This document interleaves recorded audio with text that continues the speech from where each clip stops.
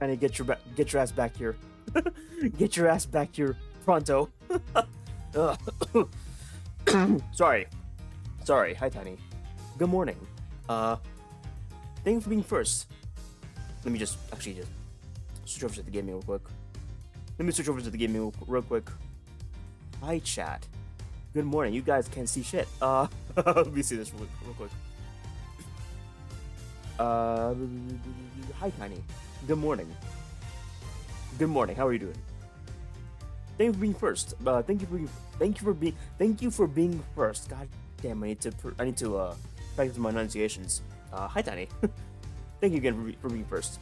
How have you been? How have you been, Tiny? Apologies for the wait. It is currently 11:45 p.m. Guess what Zeke got me into? Is it Dragon Age? Probably isn't Dragon Age, but it could be Dragon Age. It could be Dragon Age. Who knows? What is it? I'm not sure. What did Zeke get you to? No. I had to try. Is it the critically acclaimed online MMORPG Final Fantasy 14? Where you can get a free trial. We can play with the free trial to like level 70, and play both the base game and the 2 free expansions, Heaven Sword and Stormblood for no playtime limit. Download now.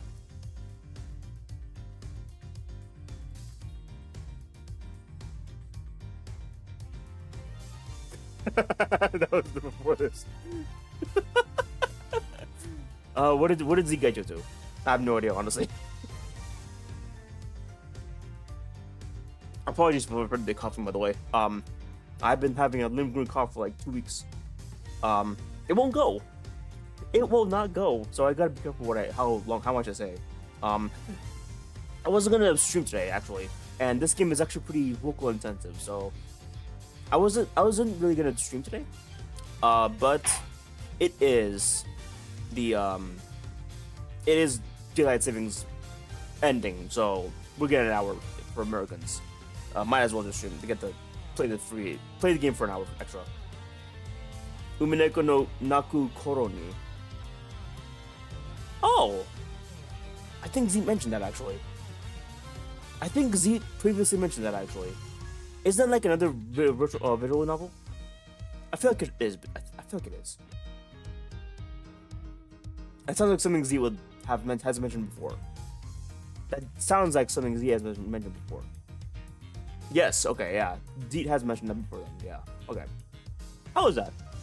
Are you enjoying that, Tiny? Are you enjoying that? Hopefully you are. Right, chat. Anyways, Tiny. I don't know if you care about Ace Attorney spoilers, but we're gonna full start the second game today of Ace Attorney Investigations 2. Prosecutor's Gambit, apparently. First playthrough. Another visual novel type game. It is puzzle based, but it's very fun. I really do highly recommend playing these games. Latsi has actually started the Greatest Attorney 1 and 2, but I don't think they've actually finished 1 yet. I hope they do. I hope they finish it soon. I've read like 14 pages of notes in it? Oh no. Oh no. What do you mean hand hoodie? What? Oh, I guess you're having it. Okay, yeah, it makes sense. For some reason, I was thinking that, when you said hand hoodie, for a moment I thought you were writing it out manually instead of typing it out on the computer. But I guess typing also makes hands hurts. 13 pages in 2 hours? Oh, you were sucked in. You were obsessed.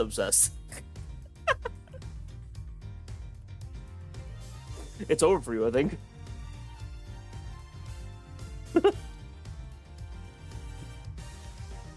Anyways, I probably should start. I probably should start this. Hold on, chat. Hold on. Right, chat. We're gonna be starting Ace Attorney Investigation 2, Prosecutor's Gambit. the sequel to the first game, which we have finished early October, end of September, something around there, something around there, I want to say. And I'm writing on my computer with a drawing pen in a notes pad. Oh, you're actually writing. Okay, that makes sense. That makes sense then. Hopefully, I don't know how Umaneko is like. Like, is it like ongoing, or is it ended? Has it already ended? I'm not actually sure. Cause like, if it's ended, then there's gotta come to a point where like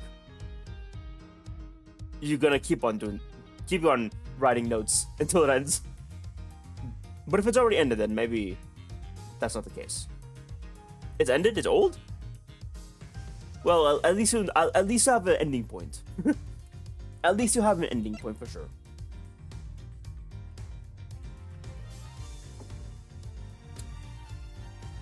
Okay. Okay, Tanya, I better start this before I exceed like another few minutes. Yeah, chat, we're gonna start Ace Attorney Investigation 2, Prosecutor's Gambit. Episode 1, Turnabout Trigger. I'm just on the first episode still? How many episodes are there?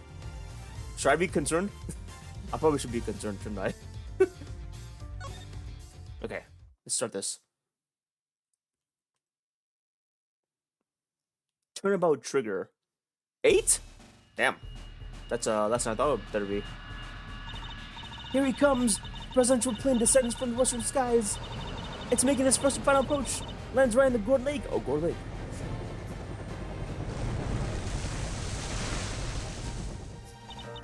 Just listen to that crowd.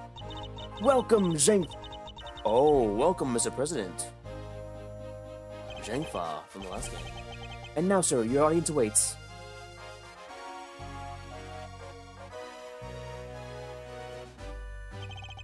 Honored friends and allies, I am here today to deliver a message. The odious criminals that dodged my beloved nation are thanks to prosecutor officer of a great country. Oh, god damn it. You have our most heartfelt gratitude. However, friends, do not forget, the battle against evil rages on. Here today, I make you this solemn promise. We shall crush the wicked with the righteous hammer of justice. Ah! Oh shit. Not an assassination attempt. Call the prosecutor's office. Get Miles Edgeworth here right away. Miles, wow. If anyone can tell us all this, he can. Hey. That's a good ass screenshot. Alright. Let's bring back our Miles. Bring back our boy Miles. March 25th, 2:46 p.m. Gourd Lake, spectator area. Is the duration of AR Stormblood? Hey, you're fine. You can do that in like a week. Knowing you can just do that in like a week. There he is. This must be halfway around the world already. Hey, Gumshoe. After all, it's not every day an attempt is made on life of a nation's president. My name is Miles Edgeworth, and I work as a prosecutor. I came as soon as I got the call. The moment the phone rang, I knew it was serious. Miss Edgeworth! Hey, Gumshoe. Oh, thank goodness you're here, sir. This is Dick Gumshoe, a detective with the local precinct. He's the one usually assigned to my cases. How's prison, detective? Well, we still don't know, sir, Mr. Edgeworth, sir. The medics just boarded the plane a few minutes ago. I see. He's alright. Then I suppose you better show me the scene of the crime instead. Indeed. Instead, yes. That's on the right. By the way, Tiny, how's the audio? How's the audio, Tiny? Right away, sir. Hey! I said hey! Yeah, you Ruffles! What the fuck? Hmm? Who's that? You're the prosecutor in charge of this case, ain't you? Ain't you? Want to give me your first impressions? Anything strike y'all as odd? No comment. Detective Gumshoe, with me. Nah, come on, Miss Prosecutor. Don't be like that. Miss Edgeworth, wait for me.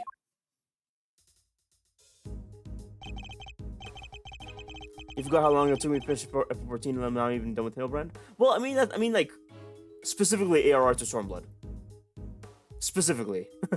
Well, I guess it did take like, an expansion a week, technically. So in that case, it'd be like 3 weeks for you. It's good I can hear you? That's good.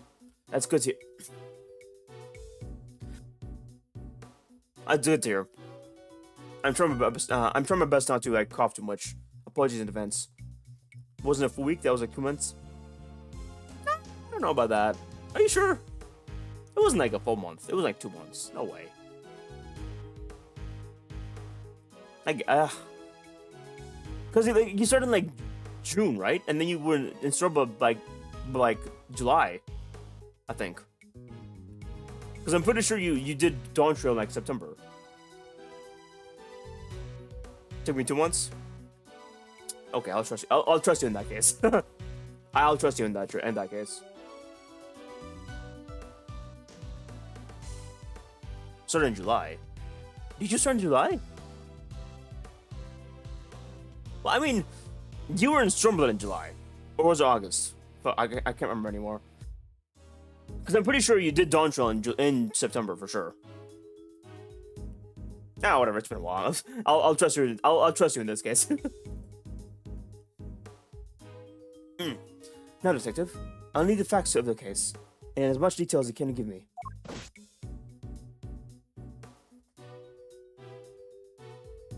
Well, the scene was right here at Gore Lake, as you already know. A bunch of people were gathered to welcome the president of Jingfa.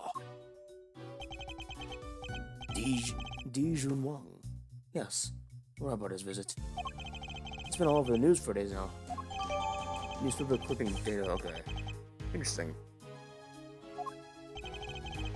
Neil was waiting just before he landed. Look, they lit up, and he went on stage as planned. And then, smack dab in the middle of his speech, bang! A gun goes off, and everyone rushes for the covers, terrified for the labs. Apparently. Apparently. I don't remember. It's been a while, it's fine. It's been a while. No, truth is, I only just showed up myself. I don't know a whole lot more than you, sir. You were summoned on short notice as well. Sure was. Right in the middle of my day off. I was at the office taking advantage of peace and quiet for my next case. And then the boss himself calls you to the scene. Never a dull moment in time, Mr. Edgeworth. The boss? Yeah, Chief Prosecutor was here right in the park. Saw the whole thing. First chance he got, he yelled at the top of his lungs. Give me Edgeworth right away. He's the only man who can put a job. No, something like that. I see. No, they condoned the perimeter of the park off as soon as it happened. You better know. So our would-be assassin is still here somewhere. Good.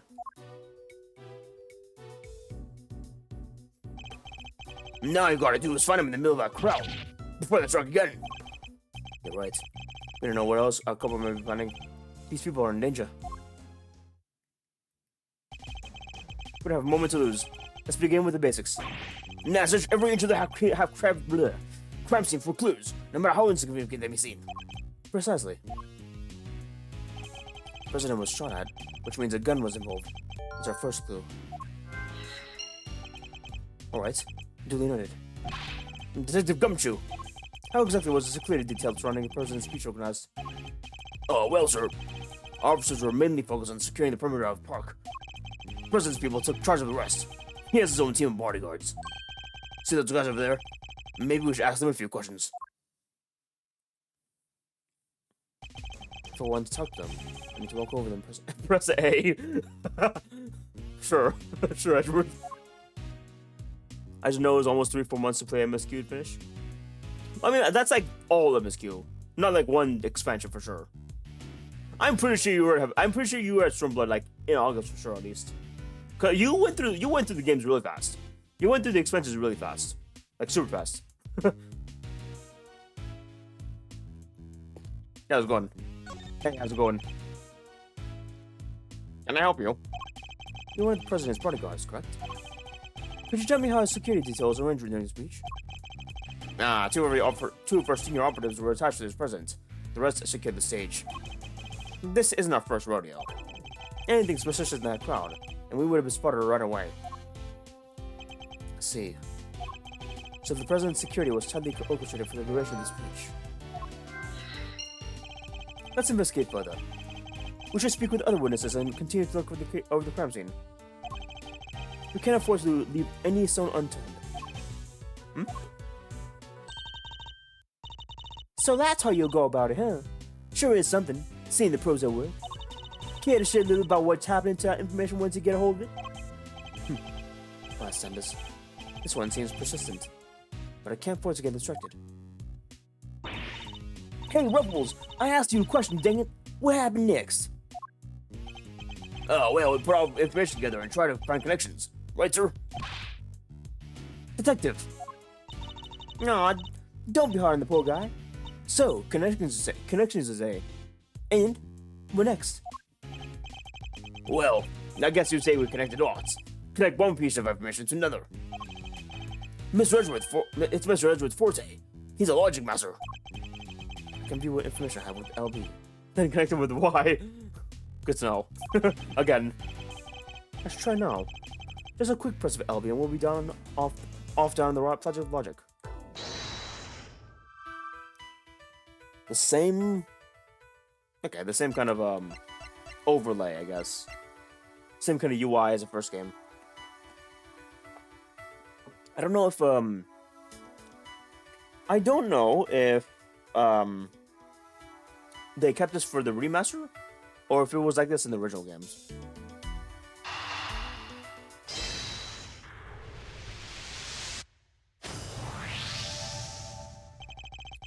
Despite the president's tightened security, the perpetrator still managed to carry out the attack. Completely undetected by the contingent of highly trained bodyguards, no less. No mean feat. This would have taken some serious planning. In other words, the assassination attempt was almost certainly premeditated. That's stuff, Mr. Edgeworth. The old logic never fails, huh? Indeed. All we need to do is to find the right clues, then make the right connections between them. Make the wrong connections, however, and we'll only wander further from the truth. Which means I must make well-reasoned connections if I attempt to draw logical conclusions. There we go. Well, let's get this investigation started. Find time to examine anything that looks suspicious. Welcome to press A. Yeah, okay, we get it. That was awesome. What is this torn flag? No. Oh no, it's Steel Samurai! Now it's a surprise the user, but there's no mistake yet. It's a Steel Samurai!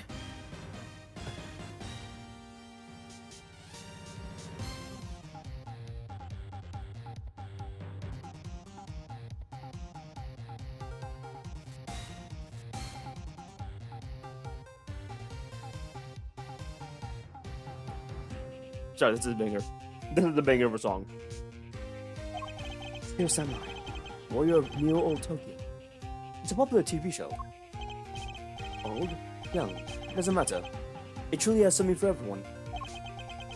Basically why they had the Steel Samurai balloon at the welcome party for foreign president. It's a little odd, although now that I think about it, what better hero to represent our nation? I must scour the scene and inspect everything that catches my attention. It's like a blowhole. It's a flag of Zhangfa. The key motif is a blazing red phoenix. Wait, what's this? Something matters, sir. You don't see, detective? There's something unusual about this flag. Compare with the old one there on the other side of the stage, if you will. Oh, that's a beater right there. Just look at it, flapping in the wind. It's immaculate. Exactly. Which is how a flag should look. And yet, here we see a quite different picture. One thing in particular stands out, don't you think? Right, of course, is it, yeah! I give up! Come on, spill beans. You can lead a horse to water. I'll just have to move the cursor to the problematic part and highlight the difference with Y. Take that! Look closely. Do you see the hole? Whoa, look at that! You're right, sir. And not the burn marks on the edges. That's a bullet hole. That's almost taking it. A bullet hole? So you're saying a bullet went through this flag?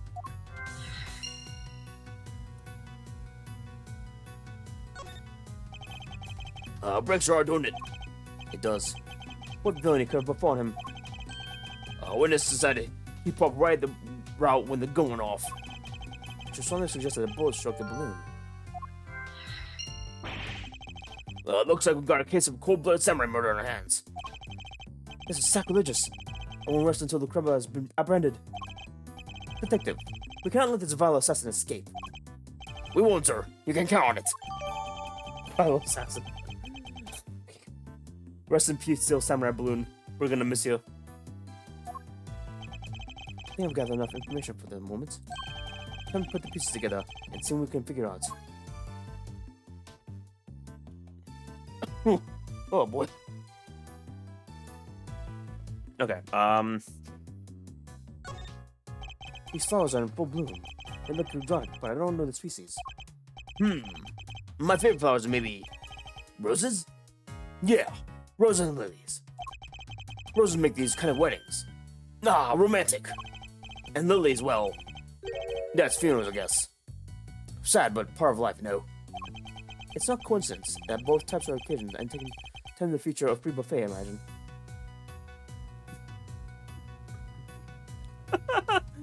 Oh man, come on, sir. That's not fair. Pre-buffet. God damn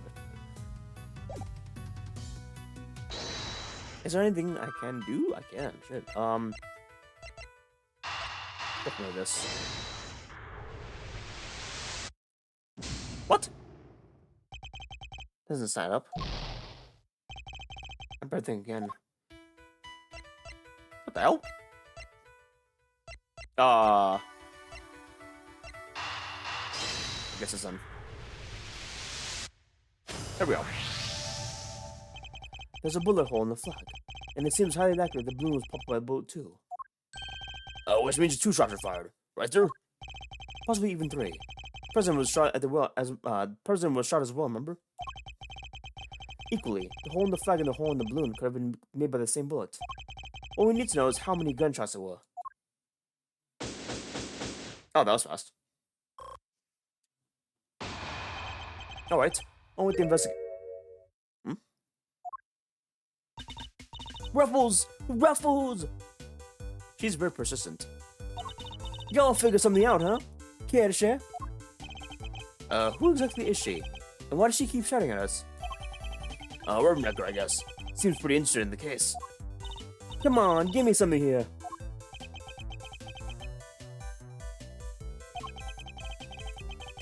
We do need to speak with some witnesses to find out how many gunshots there were. Fine. Let's see if she can tell us anything. There y'all are. Tabby Lloyd, at your service. I'm looking into the case for, well, just for me right now, but... Looking into the case... Miss Lloyd, was it? Miss Lloyd, oh god. Can you tell me an exclusive detail you want to share?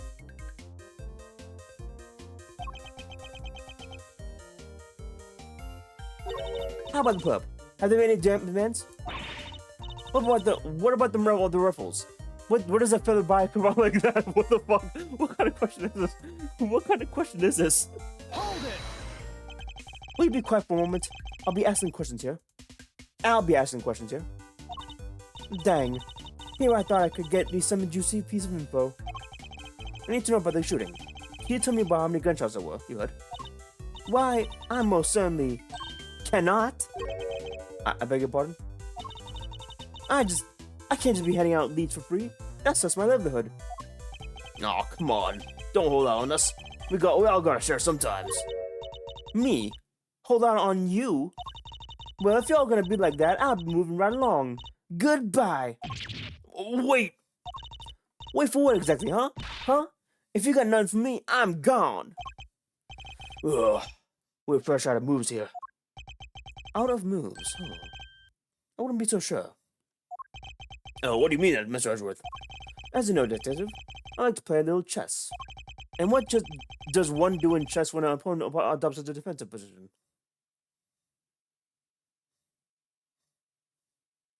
I don't know if I like where this is going. Why? The board officers are any number of options, but some are more effective than others. Sorry, sir, but this is all going way over my head. No matter how impenetrable any opponent's defense may seem, it can always be overcome. Watch and learn, detective. As I shatter my opponent's resolve with the power of words. What the fuck? When attempting to draw out an entrenched point, one must employ certain tactics. Let us picture the board, and see if we can anticipate our adversary's next move. Where's this going? What the fuck? What the fuck?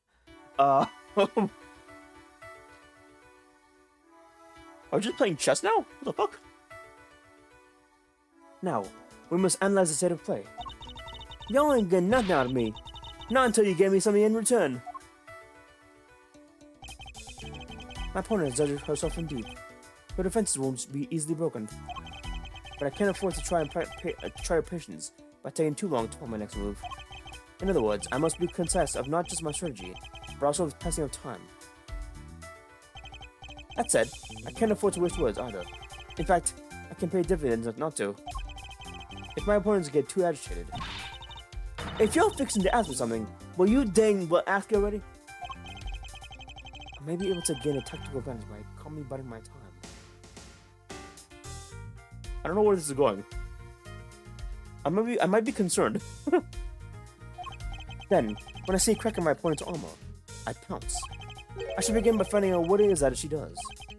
Alright, time to make my opening gambit. Mind chess? What the fuck? Mind chess commence. Oh god, it's coming down. What does he do? Why don't you begin by telling me about what does he do? Sure, or I could tell you not do that. Or I could totally not do that. Think I don't know when to keep my mouth shut? That's my job. It's in now. So you do something you won't, or can't, tell anything about. No, shut up! I ain't no lawbreaker, that's what you're insinuating. My time. I'm a law-abiding, everyday citizen, and you got no reason to say otherwise. Forgive me, I meant nothing by it. If it's something you can't tell me about, I imagine it must be very important work indeed. Huh? Well, sure, I guess. Leastways, it'll be once I bag me my first big scoop. She's a reporter. She's definitely a reporter or something. What was that about scoops? I see. So it's a scoop you're after. So you're a journalist, is that correct? Dang! Sure. I'm a friendly neighborhood reporter. The hungry is covering the beat. That's the mystery of what she does for a living solved. Perhaps our hungry young cub has gathered information vital to the case. Let's make our next line of inquiry. Hey, okay. Take your time. With the opening moves concluded, the mind game approaches. What else does she have to tell us? What is regular reporting? Were you at the scene of the crime? I'll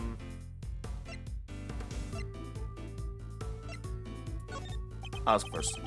At the time of the incident, were you present at the scene of the crime? Come on now, Ruffles. You ain't gonna give me a little old Tabby something first? Absolutely not. Then I ain't giving you nothing neither. Think I'm a sucker? Think again. I know we were under arrest. That's probably not a good idea. Probably not a good idea. Come on. This is my career we're talking about here. You gotta give me something. Sadly, the more you know, the more you might find yourself in danger. I ain't scared. I'm a pro. Takes more than sounding like a little gunfighter that saves me. You may be a pro, but as you put it, I'd say you're still a wet behind the ears. You say you heard gunfire, which proves you were here at the time of the same crime. Therefore, you must have seen something. Ah, shit. Double dang. Fine, I was here. I saw it. Came to report on the big beach. While I'm reporting on a shooting. And you wouldn't get no more out of me than that. And I'm done with the tricks, Ruffles. She came to report on the event. She must have made a record or something. A record I would very much like to get my hands on. This is quite the clue as to where I would take the conversation next. You're a reporter, which means you must have been making a record of some kind. You got more questions. You gotta give me something first. That's the deal. I'm not in the habit of making deals. Now tell me what I need to know. Sorry, Ruffles. Can't help you. I'm gonna pull my clue. No self-respecting reporter will leave the house without a means of putting things on the record. So tell me, Miss Lloyd, where's yours? Of course I made a record. I told you I'm a pro. Dang near wore my shoes out running around on this one. Which is why I'm not about to just hand over to the first person who asks. I'm not just anyone, young lady. I'm the prosecutor in charge of the case. Don't you young lady me. You ain't getting it, no matter how many times you may ask. That's what young lady you. For my time. You understand, don't you, bro? Ain't nothing personal. I understand that your job is a difficult one. You do? Well, ain't that sweet? And in such a competitive field, you must sometimes doubt you'll ever succeed. No. Now, I'll go plenty far. I'm sure of it. Yeah. Just as long as I got my trusty tape recorder, I'll always be ready to grab me a scoop. Ah, tape recorder.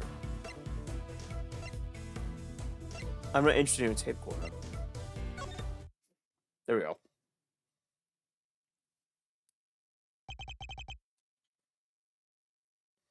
Intriguing. A young reporter, hungry for success. So dedicated to her craft that to leave such an important event unrecorded would be unthinkable. And indeed she did not.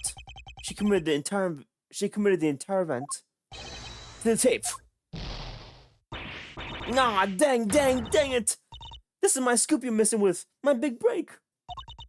Fine, sure. I recorded the whole darn thing.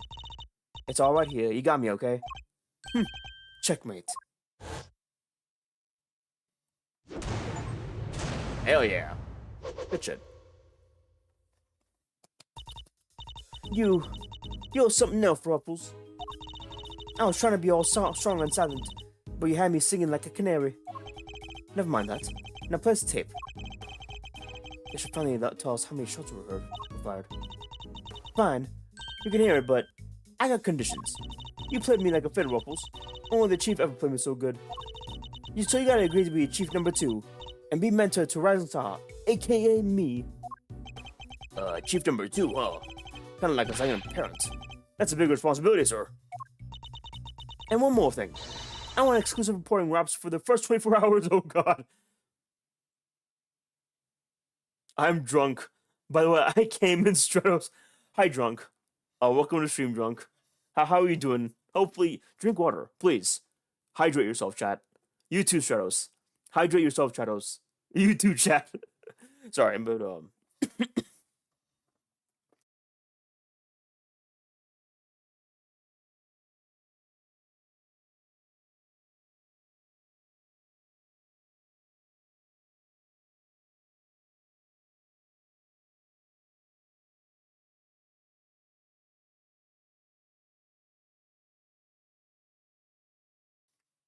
oh god. Fucking muted. Sorry about that, chat. Accidentally mute button. But yeah, I did hydrate. I hydrated right now. And I will do it again. Hydrate, Stratos. You too, Tiny. You better do it. You better do it. I'm waiting. I'm waiting for you to hydrate. You better do it, chat.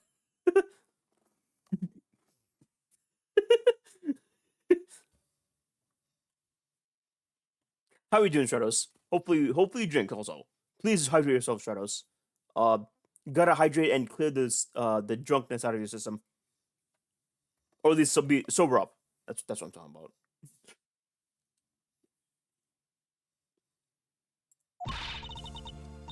Come on, you gotta say yes. What kind of mentor wouldn't you give a Star People exclusive, huh? She's a difficult woman to refuse. I need to hear that. I need to hear that recording. Who the fuck? Stratos, holy shit! Holy shit, Stratos! Thank you for the gift sub. Holy shit! Mo makes that an arm and leg ticket. Thanks. By the way, Chad. Stratos, Thank you for shooting Tiny with the bullets. Although we'll have to send Tiny to the gift spittle to recover for 30 days, unfortunately. So I'll see you in 30 days, Tiny. I'll hopefully recover soon from the gift bullet. You're welcome. That was mobile. Oh god, though. I think. Chat. Just wanted to let you know, chat. I think mobile. I don't know if you have. I don't know if you're on iOS, Stratos, but for any mobile purchases on Apple products, it's gonna be more expensive for Apple purchases on iPhones and whatnot. For like anything. So if you want to like sub again, Android. Okay, we're good. But that's good at least. Thank God. Thank God you're on Android. Thank God. But just a heads up, chat. If you have an Apple phone and you want to like sub to someone else, or you want to sub to my Patreon, #Patreon, !Patreon, and get exclusive art for any reason and exclusive whips, a free sketch of any character you're choosing, by the way. Once again, !Patreon. If you do that, if you sub to any Patreon or like any other app on Apple, it's gonna be more expensive because of the API and Apple increasing the prices on any of their apps on iPhone. So if you have an iPhone, chat, be sure to sub to Patreon or Twitch on laptop or any other phone. Trust me, you don't want to spend too much money than you already do. What's the API? It's how do I explain this? It's basically like a mobile. I need to actually Google this. 1 minute. I need to find out exactly what that is. It's a hard thing to explain. API.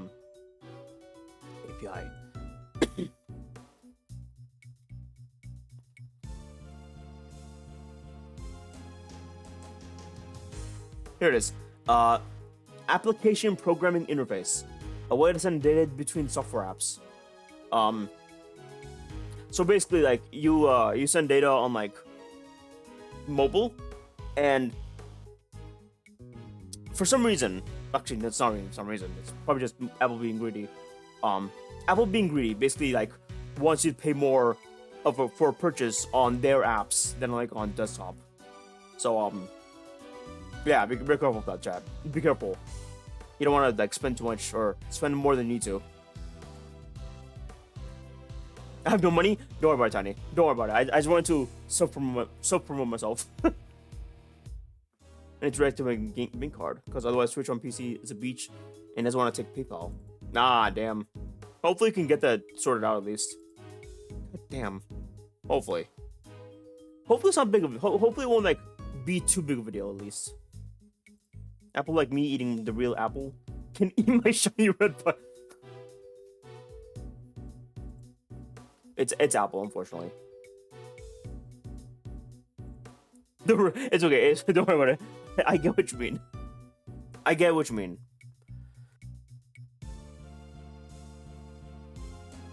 I get what you mean. Anyways, yeah. If anyone wants to sub on Patreon or Twitch or any other, or Ko-Fi actually. If you guys want to sub on Ko-Fi, Patreon, or Twitch, it'll be there. !Patreon or like donations, I think, or merch. One of those links will get you to those. But once again, chat, subbing on Patreon, you get exclusive access to early access to art to finished. And any Patreon members are gonna get a free sketch. Anyone. Regardless of tier. And I only have like $3 and $5 of tiers, so it's pretty cheap. If anyone ever has any extra cash and wants to support artists, or Ko-Fi, Patreon or Ko-Fi, either or, whichever suits your fancy. My lord had mercy on Maboku.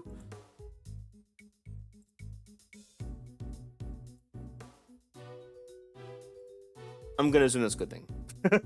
Anyways, chat. Thank you, Stratos, again for shooting Tiny with the gift bullet. Thank you again. Let's continue, I guess. Did I read that actually? Wait a minute. Did I read that? Wait a minute. 24 hours is more than I can promise. But the story is yours until the case is solved. And the job of chief number 2? I think not. Yeah, you're no fun. But I guess a girl can't have everything. All for the sake of the scoop, huh? Alright, you guys have a deal. I got exclusive access starting right the second, Ruffles. Good. Then our first order of business is to listen to that tape. Where's Kashak? I think a friend found a cheap placement for the Elgato, by the way. I'll link it to you later. I actually have a friend of mine that has offered their Elgato. Like, I've asked them, like, they've offered to send it to me if I give them money. So I just need to, like, pay bills first and, like, pay off my card and get that sorted out first before I deal with the Elgato or anything. But thank you. Link it to me anyways, in case. Link it to me anyways, just in case, like, that falls through. How much? I'll see if I can toss a little your way. How much did they say they'll give me? I'm not sure, actually. I gotta ask. I think 60, 70? But I don't want to, like... You've already got me Zelda. It's fine. You've already got me Zelda. Don't worry about it, Stratos. Although if you can, it'd be helpful. It'd be helpful, but I don't want to, like... I feel bad, honestly. Honored friends and allies. We've already done the speech. Odious criminals have dodged my bubble in this game more. President's speech. Kashak. Eat a Dragon Ball and me up if I can. Well, I can't stop you from sending money. And it'd be really helpful, honestly. But...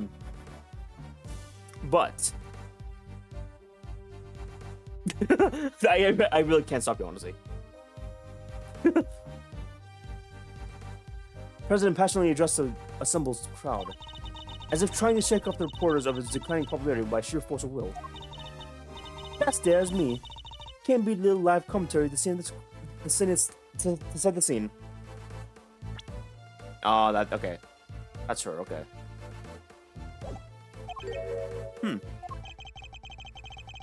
Meeting is scheduled for just after the speech, correct? Seems pretty pleased to be able to put the whole Yatagarasu situation behind him. As well as he should be. This is a great day for all of us. Whose voices are these? Oh, they were these two old guys standing right in front of me. They were whispering away to each other the whole darn time. I know their voices from somewhere. Wait, the part where the gun goes off is right after this. I can't be stopped. Trunks is a level 3 on me. Oh god.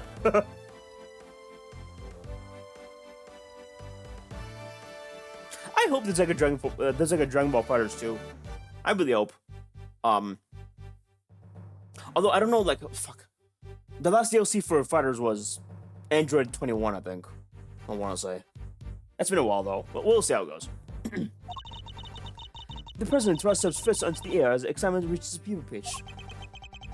Battle against evil wages on. Here today I make you this solemn promise. We shall crush the wicked with the righteous hammer of justice.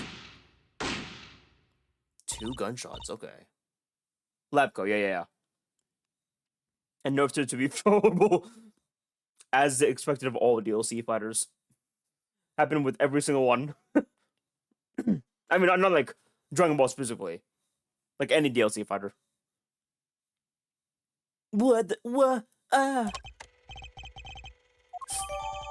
Miss Lloyd's tape.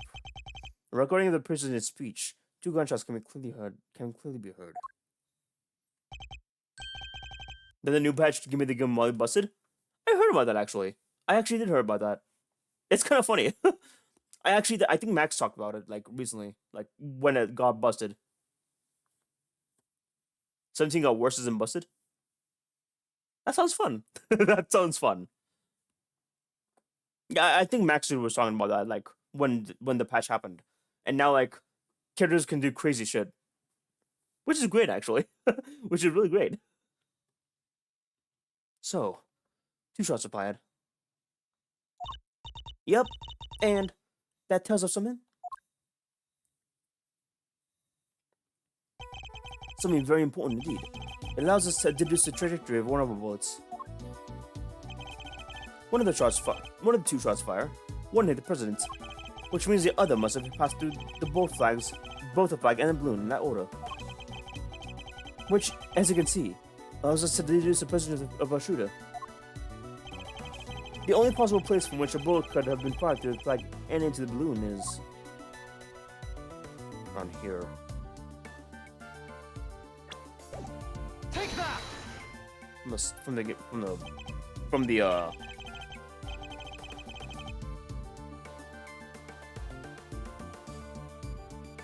as you can change chuckles and troubles. Yeah, that's crazy. Max is MVP. Max is great, honestly. Max is great. Chad, if you haven't checked out Max Million, dude, please do so. He's like my favorite influencer, technically, quote unquote. Favorite person on the platform, honestly. He's just a good person. Not only is he a good YouTuber / streamer, he's just a good person. And good people deserve to be recommended. I no more last one in within 10 more time. Oh man. No more. Here. Yes, there's no doubt about it. This is where our shooter's standing. You sure about the rifles? Watch your mouth, kid. Mr. Edgeworth's power of deduction never fails. He takes the evidence, puts it together, and uses his logic, and BAM! Out comes the truth. Every time. Can't wait to hear the logic behind this one. Well, sir, how'd you do it? Sir? One moment. Yes, It's alright, Ruffles. We all make mistakes. Yeah, hit the wrong spot.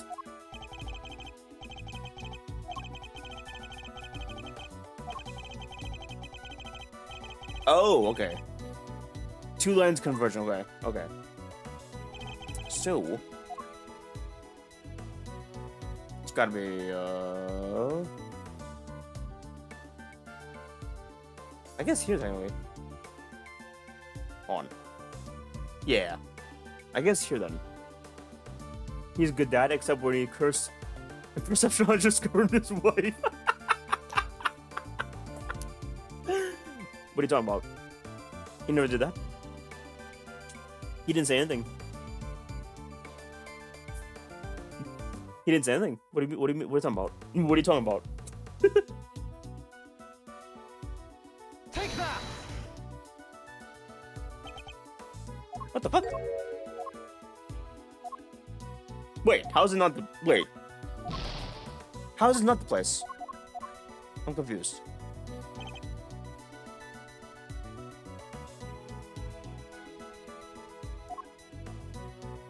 The flag and the balloon.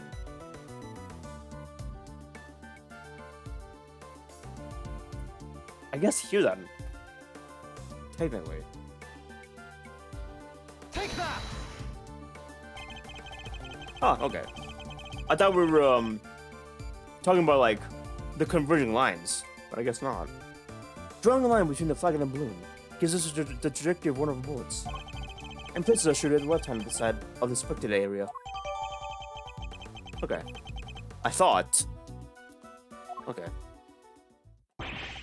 You're a genius, Mr. Edgeworth. You're a genius, Mr. Edgeworth. Detective Gumshoe, I need to examine the left side of the spectator area. Roger that, sir. So, you need me to clear all those people out of the way, I guess. I do. And what evidence remains to be found may already be deteriorated. So I'll need you to be quick about it. Yes, sir. Chief! Hey, I'm telling you, Chief. I suppose you mean me, Miss Lloyd. I sure do. You gotta let me help out. This is my forte. I'm the best crowd herder you ever did see. I'll prod, pummel, and push him wherever you like. A very kind offer, but I think a less hands-on approach might be preferable. Also, about this chief business. I'm nobody's chief. Whatever you say, Mr. Edgeworth, sir. Your wish is my command.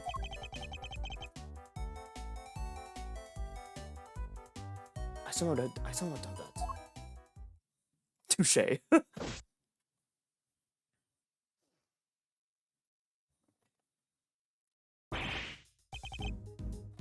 There we go, sir. It's all ready for you, sir. Miss Lloyd cleared everybody out just like that. You should have seen it. No, you ain't seen nothing. The chief, my other chief that is, she sends them running twice as quick. She sounds like quite a formidable character. Perhaps I should go easy on the poor girl. Right, thank you, sir. Thank you. But you really shouldn't have. All the running around. Your clothes are covered in mud. Let me pay for the cleaning. It's the least I can do. Huh? You remember my jacket? Oh, you don't you're wearing your plea head about that. It's reversible. All you gotta do is switch it around. And Alakazam, no more dirt. On the outside, perhaps. But you'd still have to wear something up front with the inside. We're ready to get back to the investigation whenever you are, sir. Could have shoveled the entire area. We'd like to find out any traces of our shooter at all. Is that Pain? Wow, this is quite a situation, wouldn't you agree, say, Mr. Edgeworth? Who's he again? Oh my god. Who is he again? It's Payne, Mr. Edgeworth. Winston Payne. We work together at the prosecutor's office. He's prosecutor. What brings you today, Mr. Payne? Mr. Payne?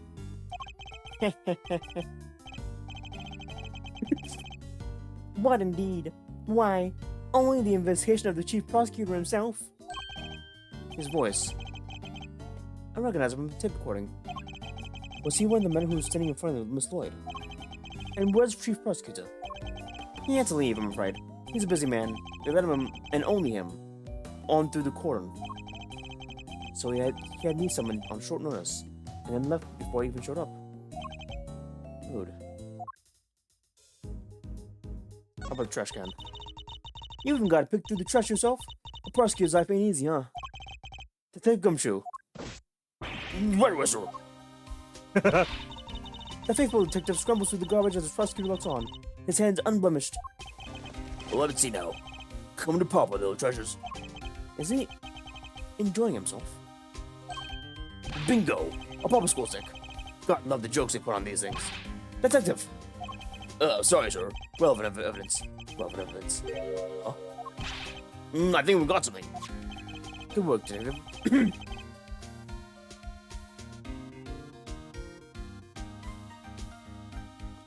Good work, detective. Let's take a closer look, shall we? I'm gonna cover him details. Oh, we sure can. Just tell me which way you want it, sir. We can rotate the item look well. I can move it closer or further away. I can use LB. Yeah. And when you spot something, just say the word. Alright. Let's see what we can discover. I think it's inside. Ah, there it is. Oh, what the fuck? This is a document of some kind. What are we looking at here? Presidential security plan. And there's a diagram of the president's security arrangements. It shows how the president's bodyguards were positioned. It is has all the people's names on it. Book and night. So his bodyguards aren't natives of Zhengpa. And I heard he leads some private security firm. But why not employ people from his own country? I know why not. Don't want to hear a tabloid exclusive. You really know something. I sure do. I was over at the embassy not so long ago back, sniffing out a story. While I'm there, one of the sources tell me that the president's got more enemies than you. Enemies than you got hairs on your head, including a bunch of bigwigs in the National Police Force. Interesting. So he's unable to trust his own domestic law enforcement. I wonder if this one of his enemies could have been behind that attempt on his life. Oh, by the way, chat, just a heads up. Ads are gonna start in 2 minutes.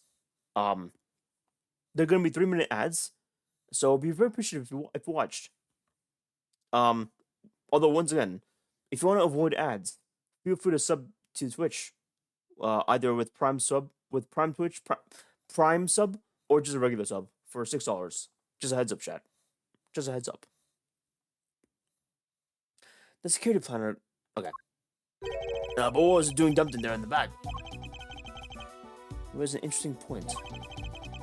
It's a document relating to a matter of national security. It would surely be highly classified. Oh? Hey, there's something else in here. Yeah, the gun. What? My. What's the gun doing in there? Sir, it's back. It's gotta belong to the... Yes. It could well have been disposed by a would-be assassin. Or a revolver. It would have taken a lot of nerve to dump it in the midst of all the chaos. Could this be the work of a professional? That'll explain the security plan, too. I think we need to take a very close look at our latest find.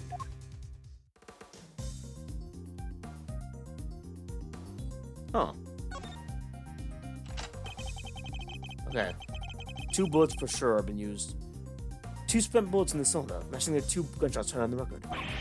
That proves it. This must be the weapon that was used.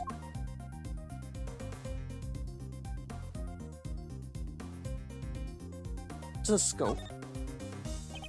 This is a laser sight. It can be lined up with the target to make aiming a bit easier. If I presented this here. Yep, definitely a ray laser. Because the assassin have used laser sight to target the president. Jot it down. That bag was real fine, huh? This goes to show. No bag in hand is worth 2 in the trash. That's a weird statement to make come true. Nice work, detective. Now, there's something else I'd like to ask of you, if you don't mind. I need to take the bag and gun to forensics so you can find any prints. Monitor! A good set of fingerprints can really help this investigation along. Got the results for you, sir. What the fuck? What? That was fast. That was quick. That was quick. You bet it was. Told the text it was ultra super high priority. But, they came up empty. And they checked everywhere. Inside and out. Top to bottom, sir. They even took the bullets out of the gun and dusted them. Huh. Should have known it wouldn't be that easy.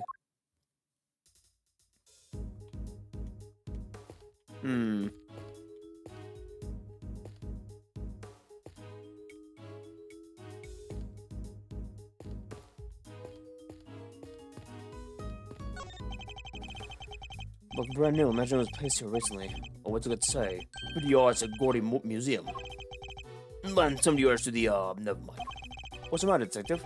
Just read it, will you? 70 yards to the boathouse. Feels like a million years since that whole story unfolded. Oh, the boathouse. Right. From the first game. Fond memories, detective. Yeah. Fond memories, sir. Wow.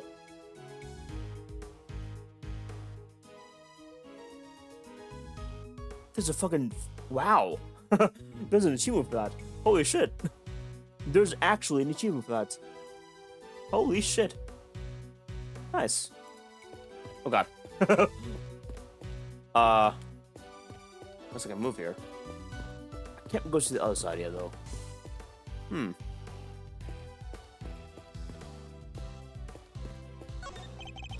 You're with one of the news channels? Yep. Can I help you? You must have footage of the event. Do you mind if I take a look? Nah. Wish I could help you, but, that might be a little tricky. And what is that, pal? You got a problem with doing your civic duty or something? No, it's just my camera was knocked over in all panic. And now I can't get it to work. That footage would have helped immensely. Nah, just our luck. Who's laughing? What the? You look like you need a little help, Mr. Edgeworth. I know that voice. Hey, there she is. I was wondering where she was. Hey.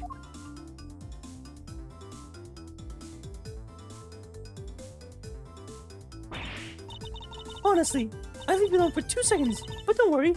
Your hero's here to save the day. That's right. The one, the only, Kenny Faraday. Hero. Only you would give yourself a title like that. So you're not a great thief anymore? No, right now. But it's not like I quit. I'm just on sabbatical. On sabbatical? Oh god. I'm taking time off for some intensive training. Being the attack at the garage doesn't come easy. Kay helped Ned on a few occasions about 2 weeks ago when I was working the case. The case of the Yatagarasu, the mystery thief who seemed to appear and disappear at will, and who claimed only to steal the truth. She calls herself the second Yatagarasu, successor to the great the so-called great so-called great thief. There's no luck I can't or trap I can't escape. And when it comes to stealing, well, I'm still in training, but I'll still get there soon enough. What are you doing, okay? What do you think I'm doing? I've been enjoying the festivities, of course. I suppose she did mention being fond of such things. And afterwards, I was thinking of dropping by your office to see you guys, but now I don't have to. Welcome back from the ads chat. Hope it wasn't too bad. You didn't miss much. Don't worry. Thank you for watching ads, by the way. Hope it wasn't too bad. No, good to see you, kiddo. You're as bright and busy as ever. Hey, Gummy. Hey, Gummy. How have you been? You're here looking pretty full of beans yourself. So, Kay, are you really out here to save the day? Yep. Prepare for your job to hit the floor. Your best pal in the world here. Only one and took pictures of the whole shebang. Did you know? Then you better show me some. Wow, you dropped an inch. What's a girl gotta do to impress you, huh? I know, right? Miss Prosecutor is about as much fun as dang toothache. Won't even let me call him Chief. I'm forgetting my manners. Tabby Lloyd, Ames reporter, at your service. Nice to meet you, Tabby. You're right, he's up for it all. This one time You two can chat later. Okay, can I see those pictures? Ooh, fine. Here. Ah, there's a red dot.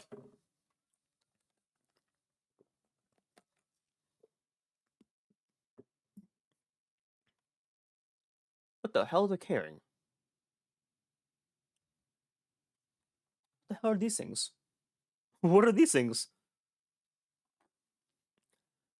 I took this one right when the gun went off. It was total chaos. People running everywhere.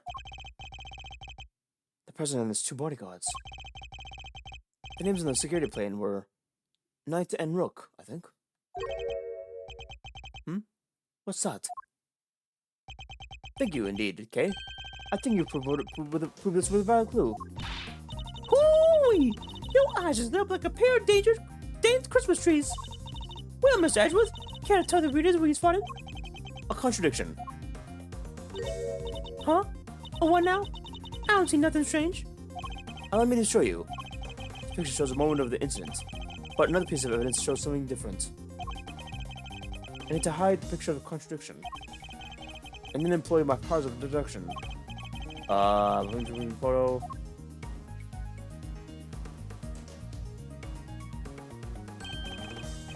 Oh, I guess it would. Okay, obvious. Yes, that's it. Simply press Y to make my deduction. Now I present the evidence that proves the contradiction. Is it this thing? I guess it is. Look closely at the picture of the president and his producer living, if you would, Miss Lloyd. Now look at Kay's photograph. Compare the two carefully.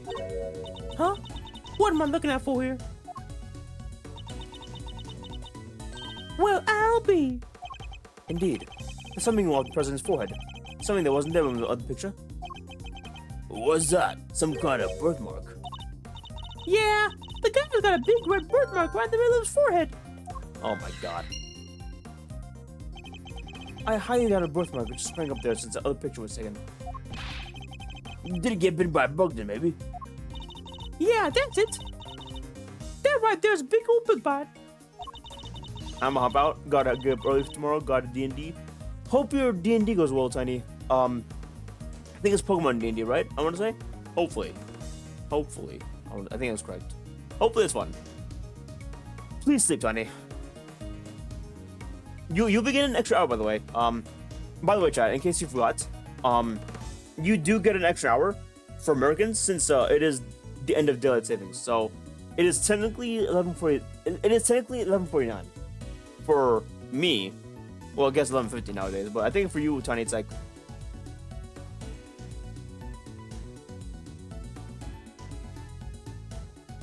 1:50. I think it's 1:50 for you. I want to say. Anyways, go sleep. Thank you again, Tiny. I'll see you next time, hopefully. I'll see you next time. Hopefully. Have fun at the D&D thing. And here I thought it was something important. The look on your face. You should know that the road to the truth is paved with just seemingly trivial details. Ooh, again with the face. Alright. Duly noted, Chief. Who the hell?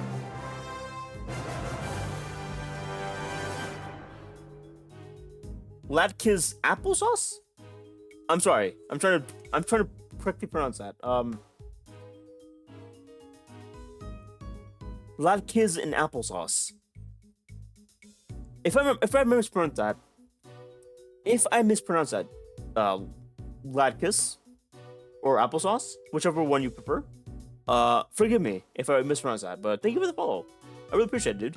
Hope you're enjoying Ace Attorney Investigations too. Hope you're enjoying it. I guess the truth now. I guess I'll ask him about it. No, it's flashing lights and clicking cameras. Why do they need pictures of the crowd anyhow? Stupid nosy nose hounds. Well, it is a rather newsworthy event, Detective. Don't let them get you. But they're taking your pictures, sir. And mine! I never signed my image rights. I never did you. Wait right there, I'll be back. He ran off before I could stop him. I was waiting for whoever photographed him, and annoying everyone else in the process. Will you ever stop finding new ways to surprise me? You know making chubby information you gathered by Project LB, right? But let's say you forgot my first name. You could look it up in your organizer. What exactly are you insinuating, Detective? I know your first name perfectly well. If you say so, sir. Just remember that all the evidence you gather is in your organizer, okay? Okay, this is like tutorial stuff. I suppose I should take a closer look later with RB. Okay, this is just evidence stuff.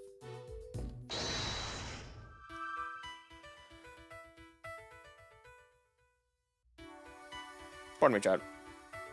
Right. This is definitely the laser site for sure. Absolutely. I have solved the mystery of the red birthmark. Or the red birthmark. Really? So it wasn't a bug bite.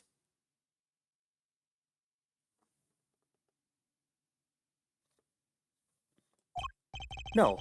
What we're dealing with here isn't something that would inch for a day, then disappear. It is, in fact, the beam of a laser sight. Then, our kid was aiming to shoot the president square in the forehead. And shortly after this picture was taken, a second shot rang out. Yeah, it's gotta do more than an inch. Indeed. I fear the president may have been even more in danger than we thought. And the gun that we found was a weapon used in the crime. Used in attempt. Why would the purpose use a laser sight, though? He's right. You sound like crazy if you use something like that. Pew, pew, pew. Pew, pew.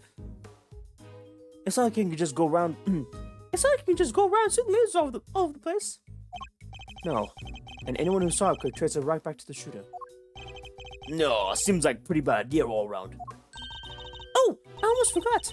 I took a couple more pictures. Maybe the laser sight's on the moment in one of them. It's long shots. But it's worth a look at least. Alright, Kay. Let's see these other pictures. Yes, sir. Right away, sir. Let's see. First up, here's one I took just before everything started going south. It might be a bit more useful just if half the frame wasn't taken with a phrase. She wanted to take a selfie. What the hell? Wait a minute. What the hell? God damn. Hey, can you blame me for wanting to get a selfie with the president? Lucky for you, this is right before the gun went off. And this one I showed you before is from just after the first shot was fired. The second shot came just seconds after this. Then there's... What's this? I can't really see anything.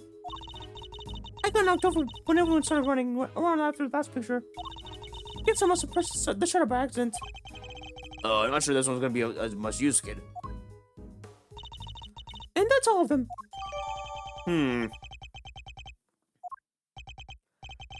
Time to take a closer look.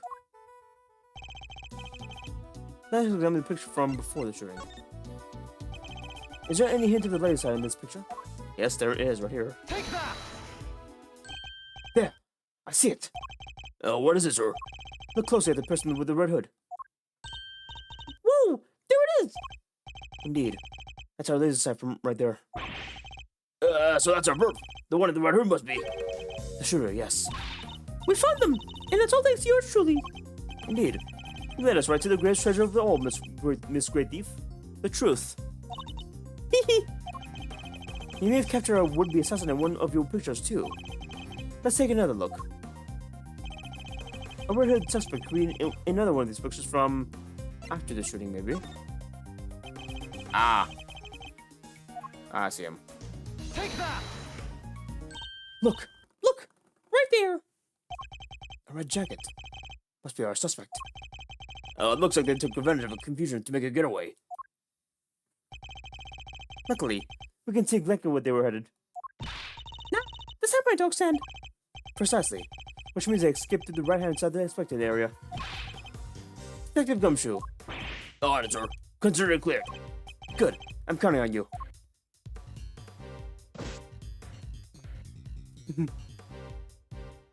Hey, out of the way. Make room for this. That's Alma's photo.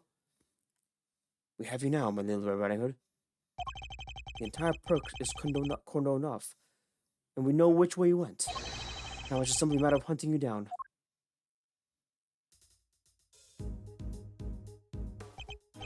Now, let us continue investigation. There's evidence here somewhere. All we have to do is find it. A dango? Oh, it's Friday. I think I'm fine. I better not, stream my throat too much. The banana I've been touching the rifle range has fallen over. Must have been knocked down in the crush. It's covered in footprints, too. The crowd must have had really panicked. Hey, I know where I can buy one of these. Why would you wish to? Don't tell me you think of wearing Gumshoe on it and wearing it on your back. What? How did you guess? Are you a mind reader, sir? Is that it? It was just a joke. But I should have known there's nothing impossible. Nothing's impossible when it comes to a good detective. There are 12 rifles lined up along the counter. Oh, the rifle range. I'm good at this, sir. A regular sharpshooter. I thought you said you hated guns. Oh, I don't hate them. I just don't really like them. What? What? Isn't that basically the same thing?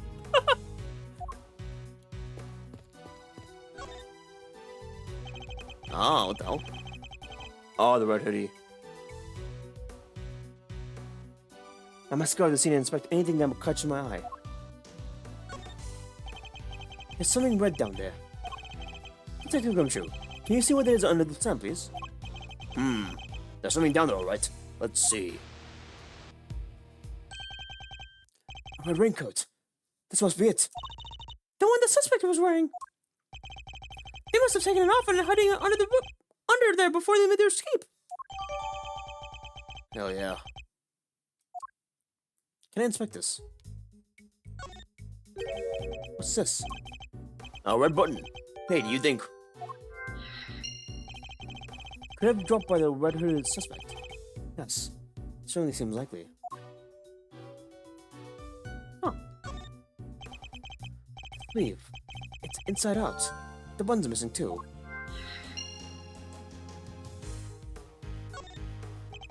It's a flimsy-looking food stand made of plywood, and it sells samurai dogs. Hey, Mr. Edgeworth, I've got $1.50 if you would know. You're not actually suggesting I subsidize you eating on a job. No, I didn't mean to. This is maybe we're done. Maybe we're done. Fine. When we have finished investigating, you can have only one, and only one. Understand? Oh, sorry, sir. I never should have. Wait. Did you just say I could have one? Yes. Why? Is it something matter? No. It's just I wasn't expecting you to. Thanks, sir. Let's use logic. We can do this easily. There we go. This should be easy peasy.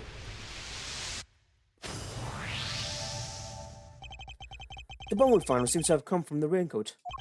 It must have been pulled loose when the killer took it off. Oh, the right sleeve's inside out too. It seems it was removed in a hurry, fast enough to tear a button off, no less.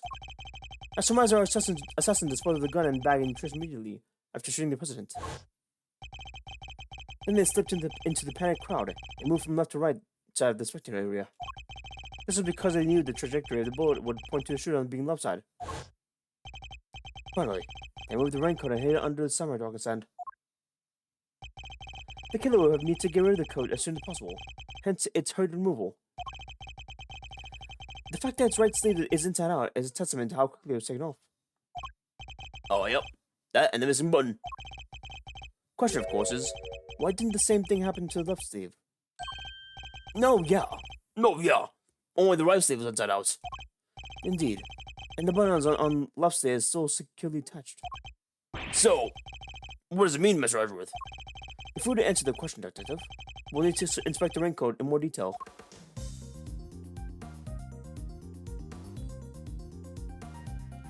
It's all dirty.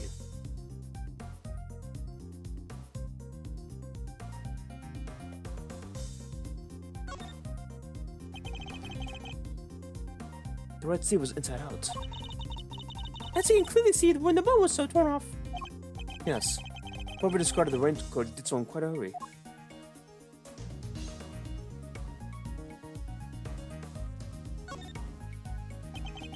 Let's take a closer look at the inside of the raincoat.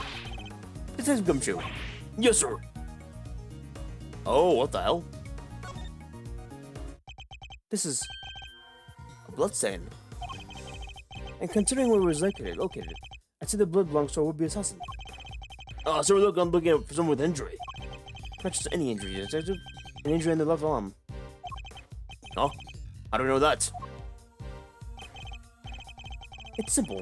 The right sleeve is inside out, suggesting that the suspect removed the raincoat in a hurry. Conversely, the left sleeve is just as we would expect it to be. Therefore, the suspect's left arm would never in the sleeve in the first place. Ah, okay. And once we understand that, everything else falls into place. Now, Detective, there's a blood stain on the left side of the raincoat because the suspect's arm was too to fit through the sleeve. Precisely. Or at least, we can say that there was a good probability that was the case. Interesting, okay.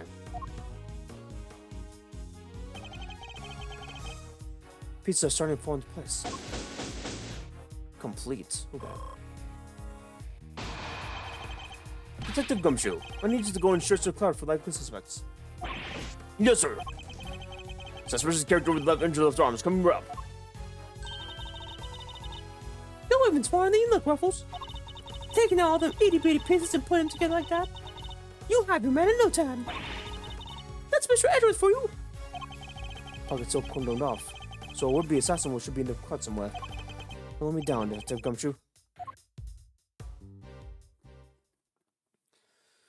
Oh. 3:27 p.m. Gourd Lake Spectator Area. Ah. Pardon me, chat. Edward, sir. We found someone who fixed the privilege, sir. Wait, not the assassin, Gummy. Hold on, Kay. It's a little too soon to be jumping to conclusions. For the moment, they're persons of interest and nothing more. Understood? Okay. No jumping. But as I assured, sir, I'm sure of it. He's the guy who tried to take out the president. In broad daylight, surrounded by a crowd of witnesses. This is no ordinary assassin. Bring him over here, Detective. Carefully. Yes, sir. Come on, boys. You heard me, Mr. Edgeworth. Is that Shelly the killer? Oh my god, it is. Oh my god. What the fuck? I never thought. Holy shit. I never thought I'd see him ever again. Holy shit. What the fuck is he doing here? What's Shelly doing here? Umbrella. And a bandage on his left arm. Well, pal, say you may not burn it. Name already. Doe. Doe. John Doe. Charmed, I'm sure. John Doe. A name you hear often in real life. That's correct. That's correct. I know this man from somewhere. I'm sure of it. And you're Prosecutor Edgeworth. How do I... What was it do? And you're Prosecutor Edgeworth. You know my name? Of course. I've been following the days of developments with some interest. Now, perhaps you'd care to explain why you've asked me to speak with me. As you've been following your investigation, you're no doubt already aware of who we're looking for. So let me ask you, do you recognize this raincoat by any chance? Forgive me, but I'm afraid I do not. I see. Well, I believe its owner to be the would-be assassin we're seeking. My. Well, isn't that just shocking? And the same would-be assassin have an injured left arm. Just like you. All I can tell you is that I had nothing to do with this unfortunate affair. The two adversaries sit down and stare each other down. Their eyes are like their eyes are like deadly lasers. Can you tell the readers what happened next? No showdown. That's what. By the wits, by the words. Did I let him explain any further when he? Did I let him explain any further what he thinks this upcoming battle will entail? Let's not go there. We already know what's going on. This has him come true. If you're quite finished speaking my professional strategies to the press. No! Yes, sir. Sorry, sir. Thanks a bunch, y'all, big old grouch. As if I would have done any harm. Rebuttal time. Doe's deposition. Alright, Shelly. What's your angle?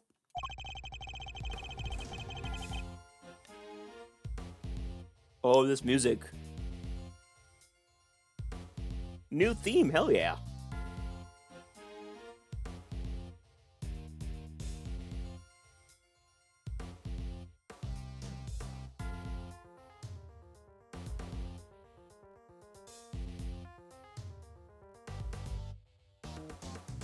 It's technically more mellow than the first games. Interesting. I can understand why whoever wore the raincoat would be of interest to you. We have no proof that this person is injured as you claim. My left arm may be injured, but I can still use my right. When I started raining, I simply opened my umbrella. No raincoat required. So you contend that you were not wearing a raincoat, is that correct? It is. And is that so strange? Not everyone wears one after all. I will happen to prefer an umbrella. Team Raincoat over here. They're perfect for when the girl really needs to move. Heck, I don't use neither. Come rain, sleet, snow, or shine, it's my trusty Parker every time. Not exactly the line of inquiry I was hoping to pursue. So you see, I am not your would-be killer. And I'm not in the habit of making business accusations, Mr. Doe. Mr. Doe? Please, I'm just a simple ice cream seller. Oh my.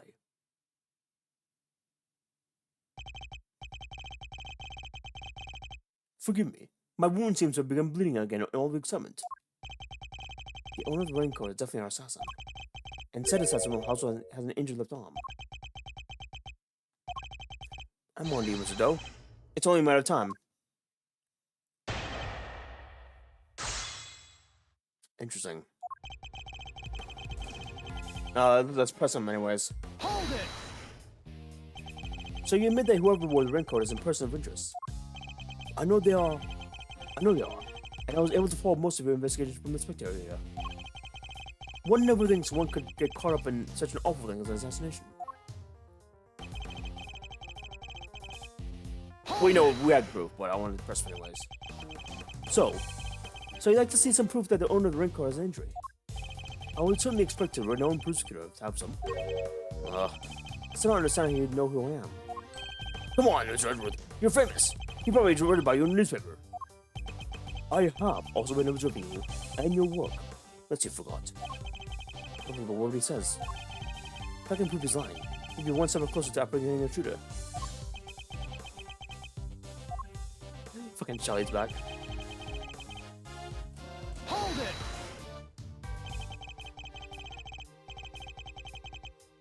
That looks like quite a serious injury, Mr. Doe. How long ago did it happen exactly? Oh, not long.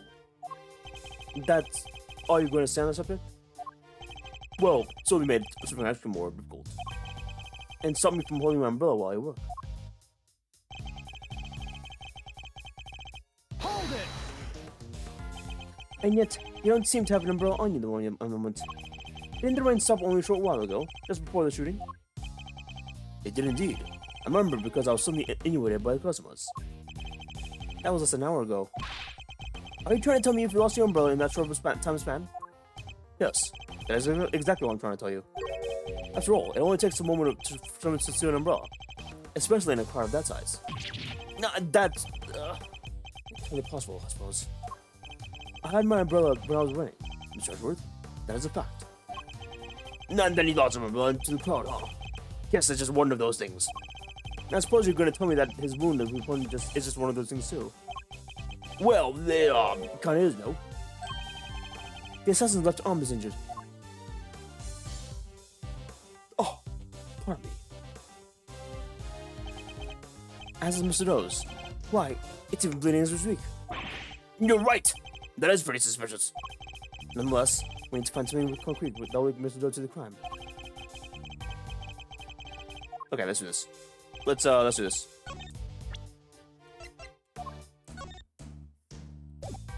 Objection!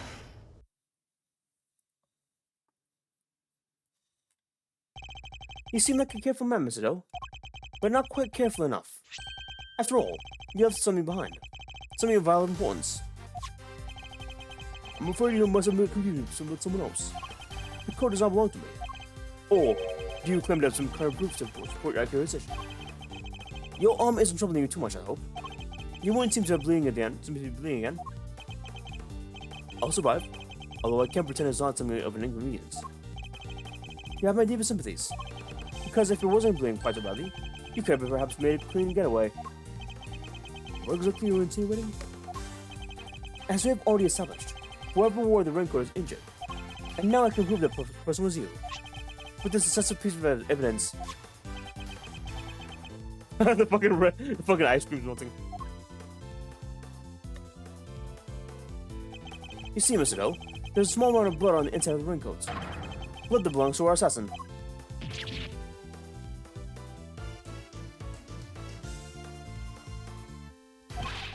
No, attempted murder of a foreign leader, causing a diplomatic incident. Let her in the book. Let her look at you. You can give us silent treatment all you like, but we don't need you to talk. A simple blood test will give us the answer we require. All it takes for us is to compare the blood on your bandages to the coat, and that'll be that. No, we have the evidence. Why don't you make it easier on all of us and come clean? Admit that you were the one who attempted to assassinate the president of Jingfa. I'm not your assassin. You're stubborn, I'll give that. But if this were a game of chess, you would already be in checkmate. Now do the honorable thing and defeat. Are we gonna play chess again? We're gonna play chess again, aren't we? He doesn't look like a man with no moves. He doesn't look like a man with no moves left to play. Very well, you have me. I'll admit it. I was wearing the raincoat. I confess. Say the word now. Stop the cuffs on him right now. But I did not shoot at the president. What? Mr. Edgeworth, the only thing you have proven is that I was wearing a particular raincoat. As far as I'm aware, that is not a crime. Ah, here we go. I am no assassin. I am a simple ice cream seller. One who happened to be wearing a red raincoat while watching the president speak. I was just as surprised as anyone when his bodyguards sprang into action and the shots rang out. That's when the spectators panicked and started running and springing for their lives. Now, are you finally satisfied that I'm telling the truth? As if you're choice stinks! You don't scare me. The evidence is on our side, you know. Look! It's right there, Plizze! The assassin! They're wearing red raincoats!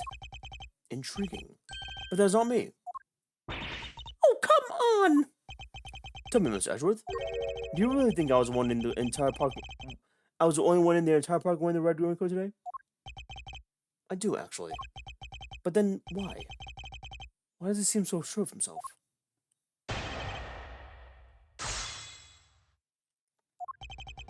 Hold it! A simple ice cream seller, but a knowledgeable one, I assume. On the subject of ice cream, at least. But of course, ask me anything you wish. Ah, I don't know, the first thing I want ice cream. Oh my god. This is why you should have more ice cream, chat. Ice cream is good for you. When you're sick. Not really. It's good for like your mouth, any mouth injuries. Because it's soft. You know what the most important thing about making ice cream is, of course? Mr. Edgeworth? Why, the most important thing about making ice cream is it's a portion with a virtuous product. And what does virtue have to do with anything?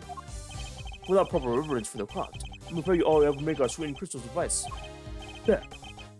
Now you see. I'm nothing more than an ice cream seller. Damn, that's actually kind of a good point. Hold it! Why a raincoat? Why were you not using an umbrella? Is that not strange? It was raining. It was a rainy morning. Most of the people were wearing a jacket of some coat. Well, I'd say it gives a pretty strange choice considering you couldn't get one of your arms into it. Better than that than have one of my arms occupied by an umbrella. I had an ice cream served after all. Then why go to such lengths to avoid testifying to that fact in the first place? Forgive me, I simply hadn't remembered until now. It's been an eventful day after all. Eventful day. Well, I hardly know what else to call it, Mr. Edgeworth. President Zhengfo was a shot at.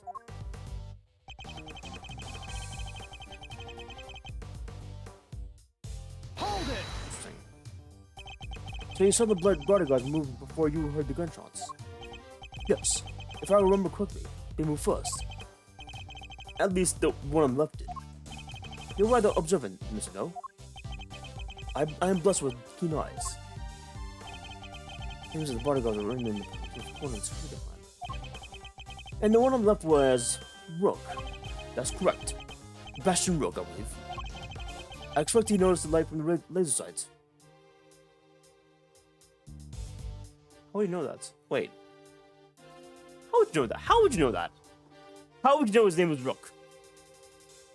That's weird, actually. That's sus. The man is no amateur. Mr. Dozen knows a little too much about the business of being a bodyguard for my liking. I'd say our friend here is no amateur either. I'd like you to apparently just said to your testimony, if you don't mind. As you wish.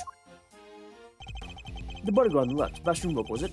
Was especially quick to respond. Hold it! So was the bodyguard on the left was the first to move. But in the smallest fraction, yes. You reacted admirably swift. His name was Bastion Rook, did you say? It appears you've assessed the situation quite astutely. No more so than anyone else, I'm sure. It's good. He didn't even flinch. Okay, let's get his ass. Hold it! Fuck. Wrong one. Wrong button. Wrong button.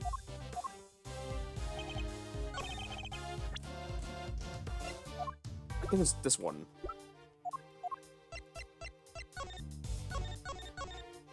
It's gotta be this one. Objection! Fuck. It was not that one. Is it? Are you sure you don't need a new pair of glasses? Oh, I should have presented the plans. God damn it. Damn it. Okay. No. That was a contradiction. I don't know why I take it.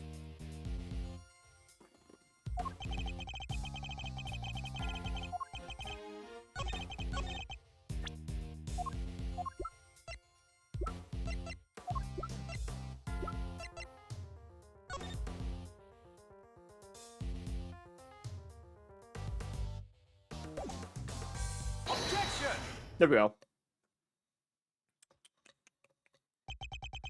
As I suspected, you're more than what you claim to be, Mr. Doe. You overestimated Miss Edgeworth. Oh? Then tell me how a simple ice cream seller knows one of the presidential bodyguard's names. What? You just surely. You were the one who spoke the names out loud. Brooke and Knight, was it? Objection! We only know the names thanks to their security plans. But look closely. Only their surnames appear. Yet we all clearly heard you say the name Bastian Rook. How did you come to possess such information? Information we ourselves didn't have. Oh shit. Seems pretty darn suspicious to me. Well, how do you know? Explain yourself. It was merely a slip of the tongue. Another lie. He, the assassin, just like we said. Come now, miss. It is a little soon to be jumping to such conclusions. Oh god, it's steaming. I did their names, yes. And the reason for that is... Well... I know Mr. Rook. He and I are acquainted. What? We have something of a connection. And his is a name I can never forget. You think we're doing super power? Stop lying! I'm not lying, as I am. I am, as I have always been, a simple ice cream seller. And an acquaintance with Bastian Rook. Yes. Objection! And I suppose Mr. Rook will confirm that. It should be easy enough for him to remember his good friend, the slippery ice cream seller, correct? Please, you are more than welcome to ask him. Although I think it might be difficult right now. I would imagine he's rather busy ensuring the president's safety. But suppose you are able to speak to him, and he doesn't deny that he and I are acquainted. How will that help you prove that I was a shooter? Objection! If you weren't the shooter, why take off your raincoat? Because it was no longer raining. In fact, I'd grown quite warm. Far better than my wound breathe, no? Or would you rather I had let it fester? Is he actually going to warm his way out of this?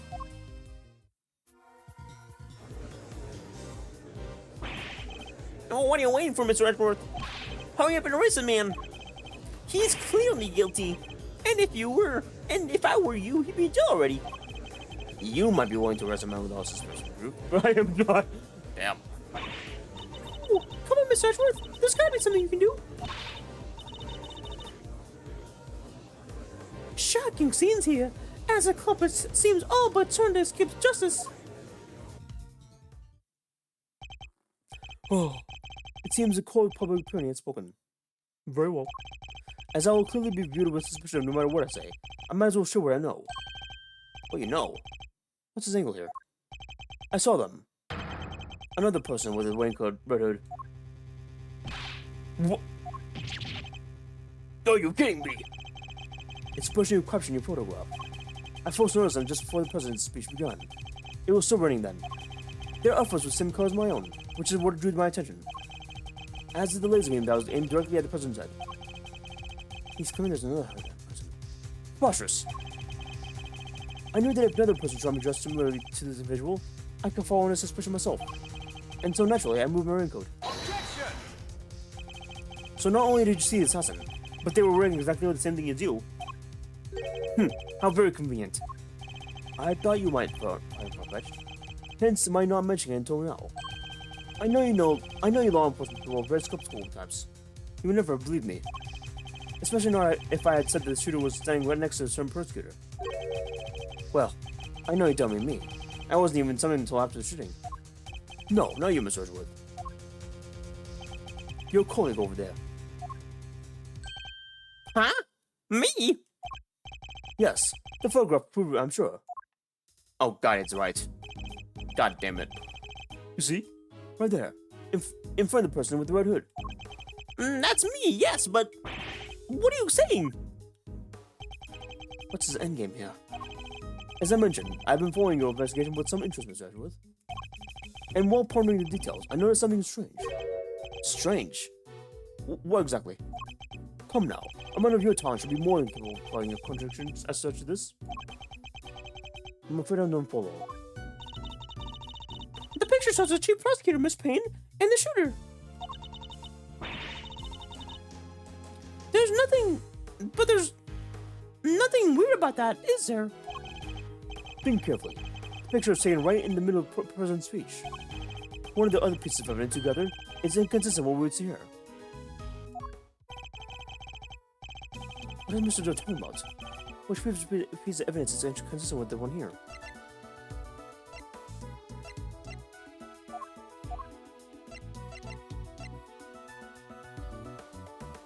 What the fuck is he talking about? The fuck? What's he talking about? What? Wait.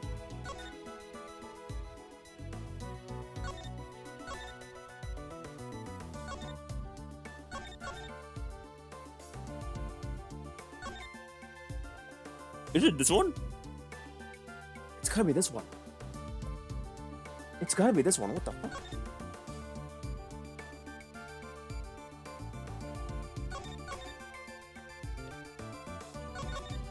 What the hell? Is it because we have no clear shot? This guy has no clear shot to the prison?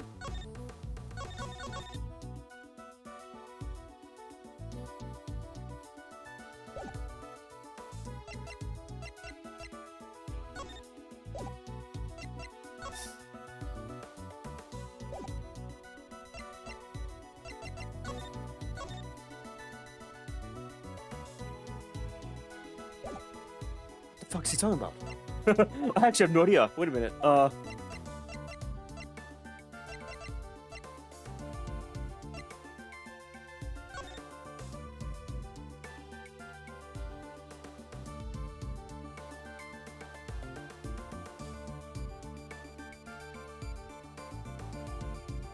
Say Frosty, we know who might be in the audience. We know who might be in the audience.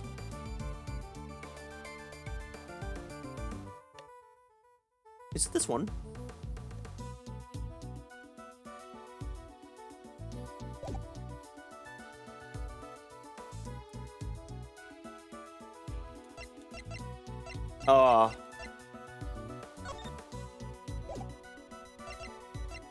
Take that! If I'm honest, I'm not entirely sure why, but I think this conflicting piece of evidence is this. Mr. Edgeworth, are you sure you really wanted to go around presenting stuff even if you're not sure? I'm not sure if that's a good idea, sir. Fine. I'll withdraw the evidence.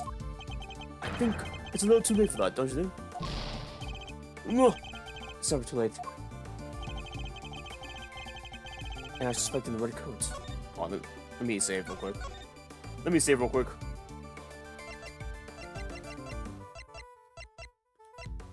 Number 7, I guess. Lucky number 7. The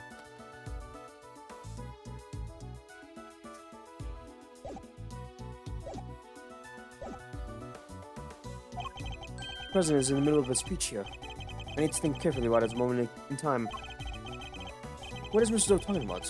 Which piece of evidence is inconsistent with what's in the picture? Take that! No. It's not that one.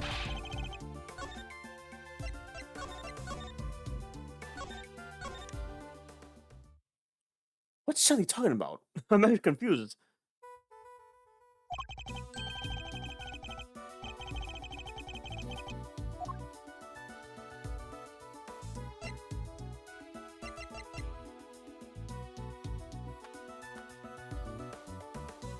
Oh! Is it this one? It might be this one, because... Maybe not. Fucking hell.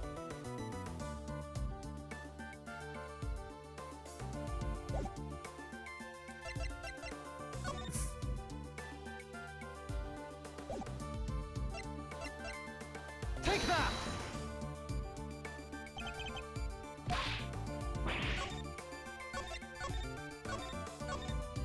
What the fuck's Charlie talking about?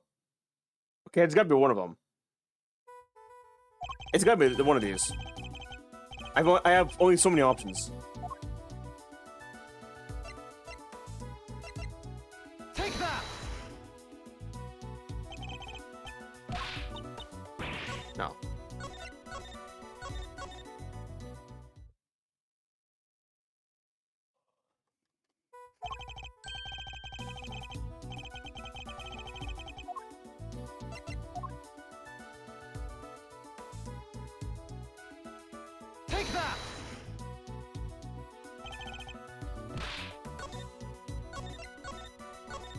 I'm like legit confused. What Shelly's talking about? What the hell is he talking about? Wait a minute. Hold on. Think about this carefully.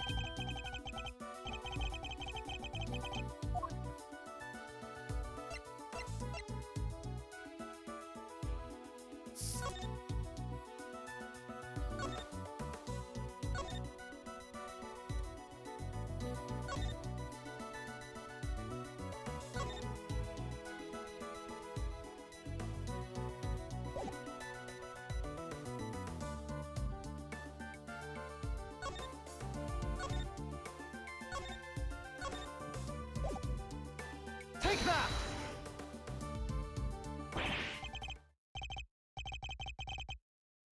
It contradicts the photograph.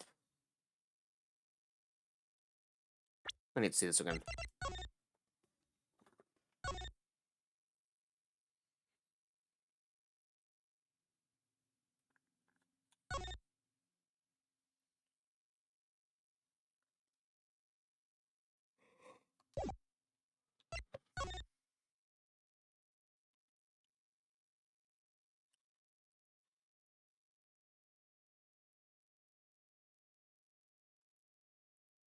What the hell?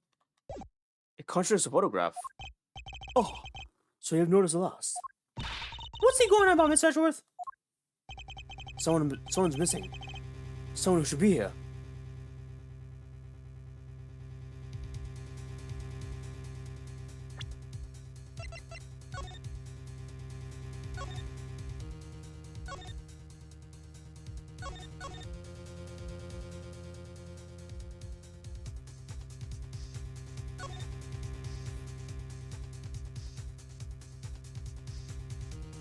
Oh. Lloyd's not there. Oh, now she tells us now. Yeah, okay. Lloyd's on the photograph. Okay. She's getting really sus now. Okay. She's really sus now. Huh? But who? Who indeed? Person's message in the photograph is you. Take that!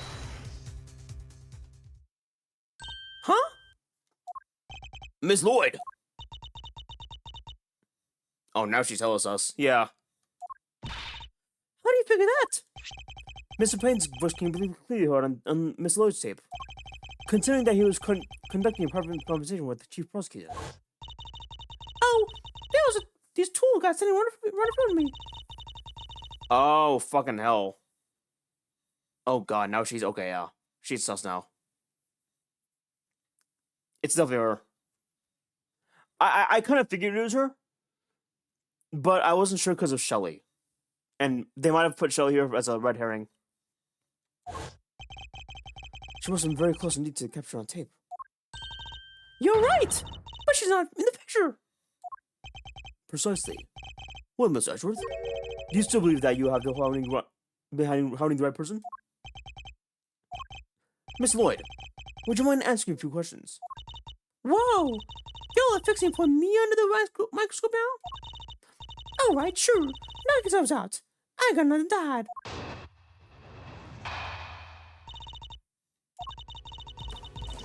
It ain't like I was standing still the whole time. No, I was running all over, roving reporter style, and that was a big old crowd. Guess the picture must have been taken while I was in one spot, and the tapes from when I was in another. So quit giving me the red evil eye.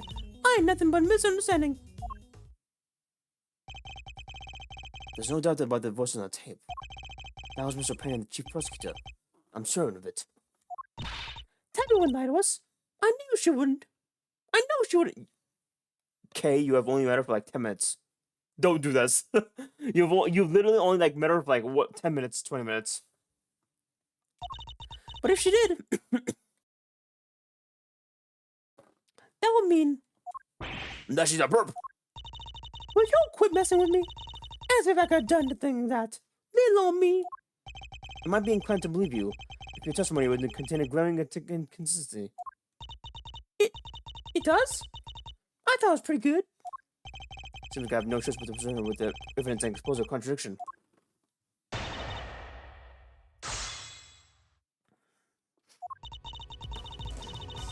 Hold it! Why would you be moving around if your main aim was to record the president's speech? What now? How do you mean? Surely the speech would have been best recorded from a single consistent position. Well, see, that's, oh yeah, ambiance. That's what I was looking for. Gotta capture the ambiance. Can't put the electrical atmosphere down and pray if I don't have a bunch of table for inspiration. Surely all you can achieve was to fill the tape with the unwanted background noise. You're questioning my methods now? I don't do standing still, right?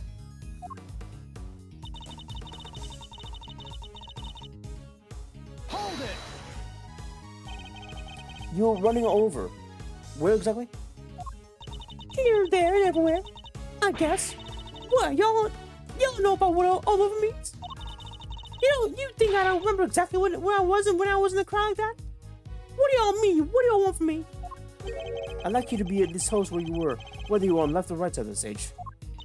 Left? Yeah, left, I think. Suspecting the picture was on left hand too. Coincidence.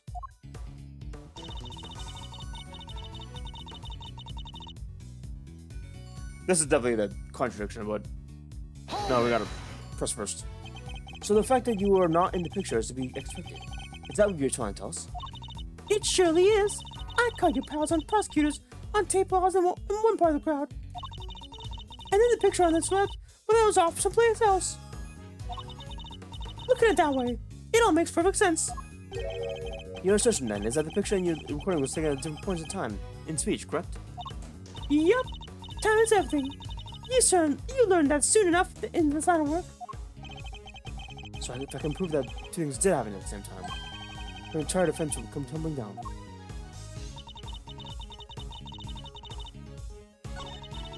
Might as well just present this. Objection! Miss Lloyd, it's imperative for a reporter not to lie. Wouldn't you say? You're danged right, isn't? And I don't lie. And yet, the photograph and the recording were definitely taken at the same time. What? You can't prove that. Oh, but I can. The evidence is right here in these pictures. This one in particular shows something that lines up precisely with what you were making the recording. What part of the picture indicates it must have been taken at the same time as Miss Lloyd's recording? This res fizz right here. Take that! See here? President has his fist raised. And what about it? Would you be so kind as to play us the tape again? I see. That it ain't that simple. What if I were to tell you that you don't have a choice? You don't make it easy, do you, Ruffles? Remember, we are concerned with the moment that the president raised his fists.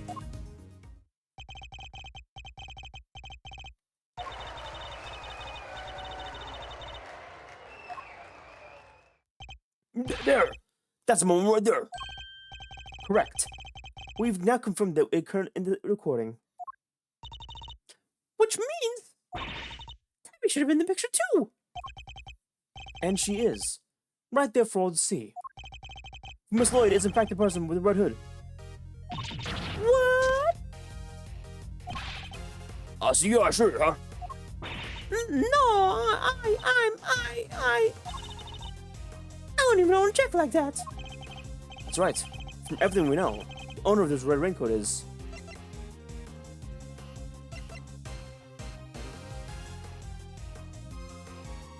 Is this a trick question? Wait a minute. Is this a trick question?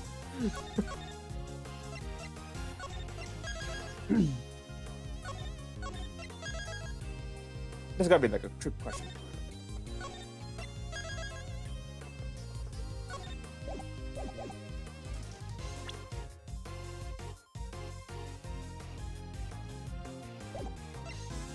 John Doe? We've already proven that the raincoat belongs to Mr. John Doe. You, Miss Lloyd, were wearing something else. Something that also happened to have a red hood. So there were two people with red all along. Indeed. Mr. Doe's statement that statement was true.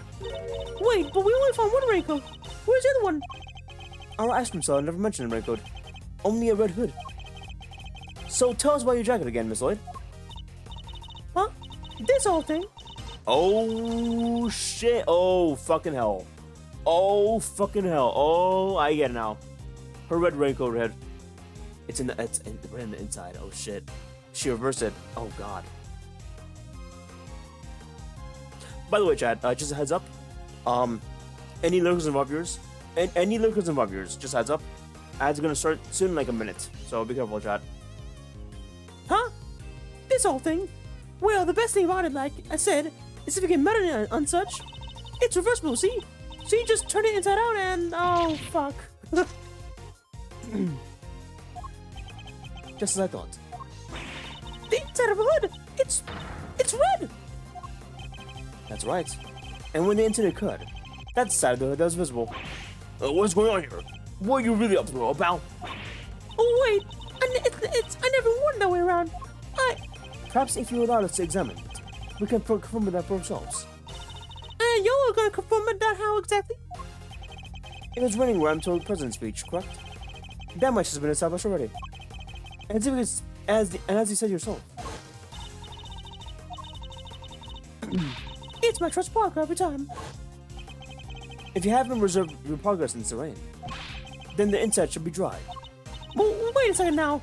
I got this big old backpack on CNC. I can't come and check up on CNC. Yeah. No, maybe I could show y'all something the other time. You think exclusively the activity is gonna wash with Mr. Edgeworth?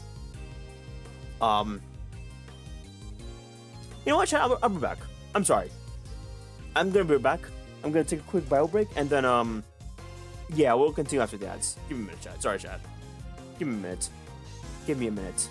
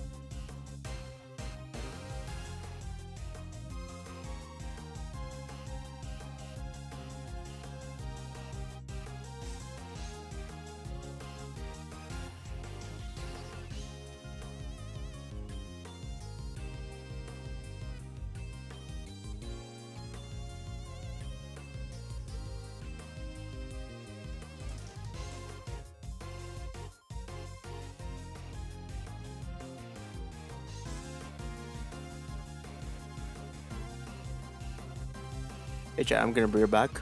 Apologies again. Gotta take a quick bio break, but let me get water real quick. I need to hydrate and some water real quick before I continue. Give me a minute, chat.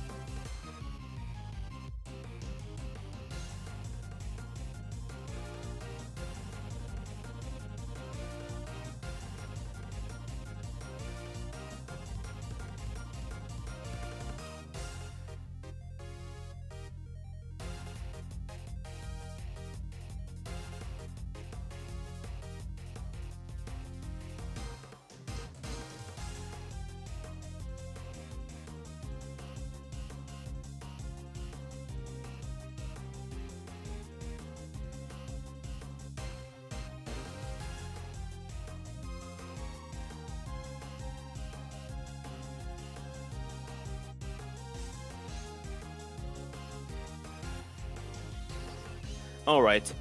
Sorry for the wait, chat. Apologies. I have returned and, have hydrated thoroughly. Let us continue, shall we? Let us continue. Hi, chat. Good morning. Oh, I need to hydrate more.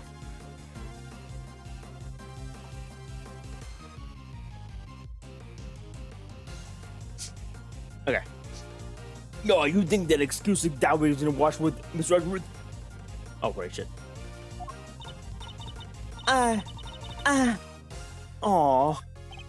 Well, what are you waiting for? If you're innocent, just take it off the drawers. It wasn't me, I swear. I never shot the damaged president. I never shot the dang president. I could never. If that's true, Miss Lloyd, then your best option is to cooperate and tell us the truth. Is there a particular reason why you chose to wear parka with red hoodie today? I'm sorry, Ruffles. There's something I never told you. Something I could. I'll come clean, I promise. Just go easy on me now, yeah?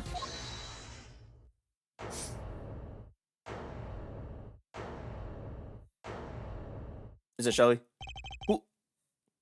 Who said that? Who said that? Hold your horses. It's a little too soon for the end game. Oh.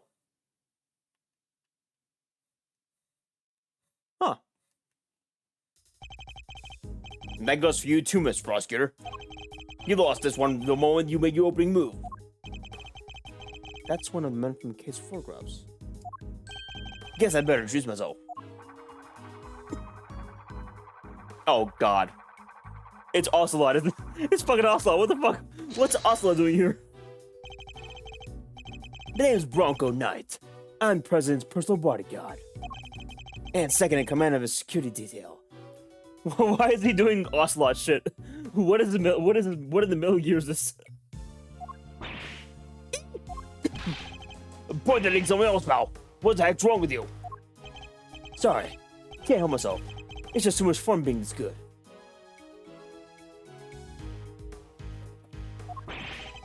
You're not a member of the law enforcement, so how did you get a gun? This old girl's on loan from Jennifer.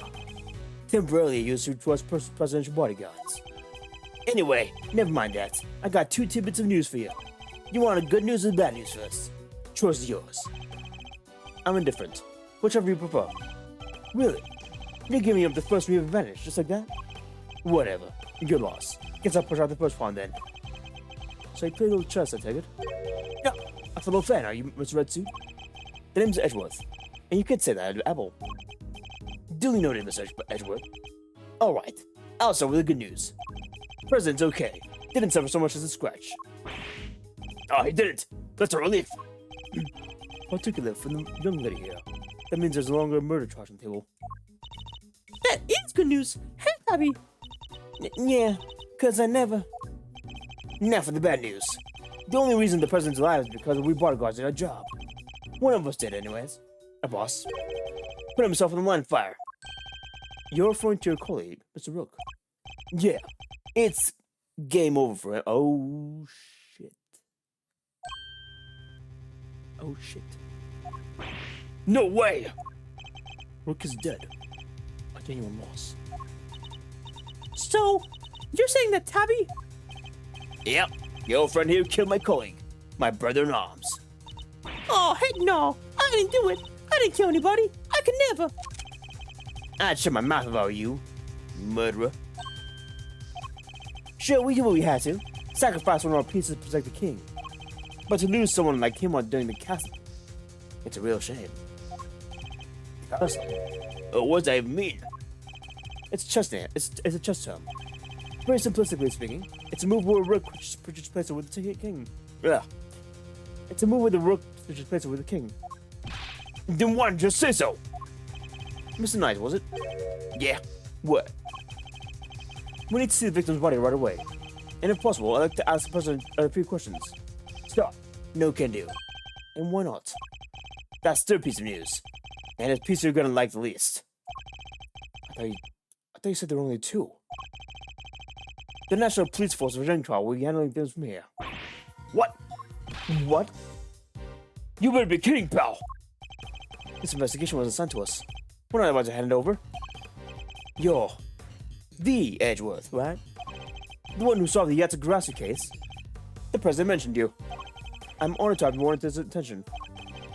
Makes sense that the chief prosecutor assigned this one to you. Wait. Did the chief send me to appease the president? But that was a mistake. A big one. He should have given the case somebody with a spine. You're free to take it up with President Wang. If you enjoy diplomatic incidents, that is. Oh. You'll come with me. We'll continue this on with the presidential plane. No. I never did nothing, I swear. We can do this hard way, Black. But in Zhengfa, justice is served one day or the other. Ruffles, come on. You gotta help me out here, please. Miss Lloyd. She was one in red hood. There's no denying that now. But I can't help but feeling they still don't know the whole truth of the case. I'm innocent. You gotta believe me. We'll see. Can I really let this happen? Is it really how it ends? Look in her eyes. The crack in her voice as she begs me for help. This is no act by a criminal. She's genuinely scared. And if I let him take her, we'll never know what really happened. Part 2 confirmed, okay. What? Oh? What the? Get your filthy hands off me! Ah, there's Shelly. Quiet now. Is there really any way to greet me? Your neck has been begun to heal, and you've already forgotten who I am. I'm disappointed. What? It's you! Oh, so you do remember. What do you mean? What do you think I do, pal? Put the knife and give it up.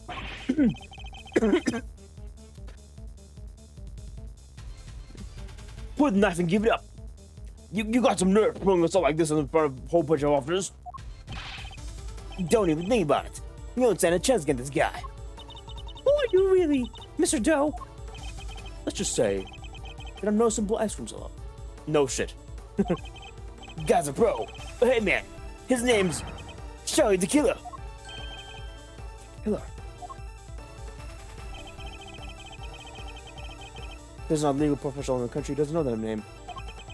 An assassin capable of taking down any target, anytime, any place. This isn't the first time I've fired across. It's been too long, Mr. Edgeworth. But of course, This is the first time we've met in person face to face. You're the assassin we've been looking for. In a sense, yes. A certain someone did indeed hire me to carry out a contract.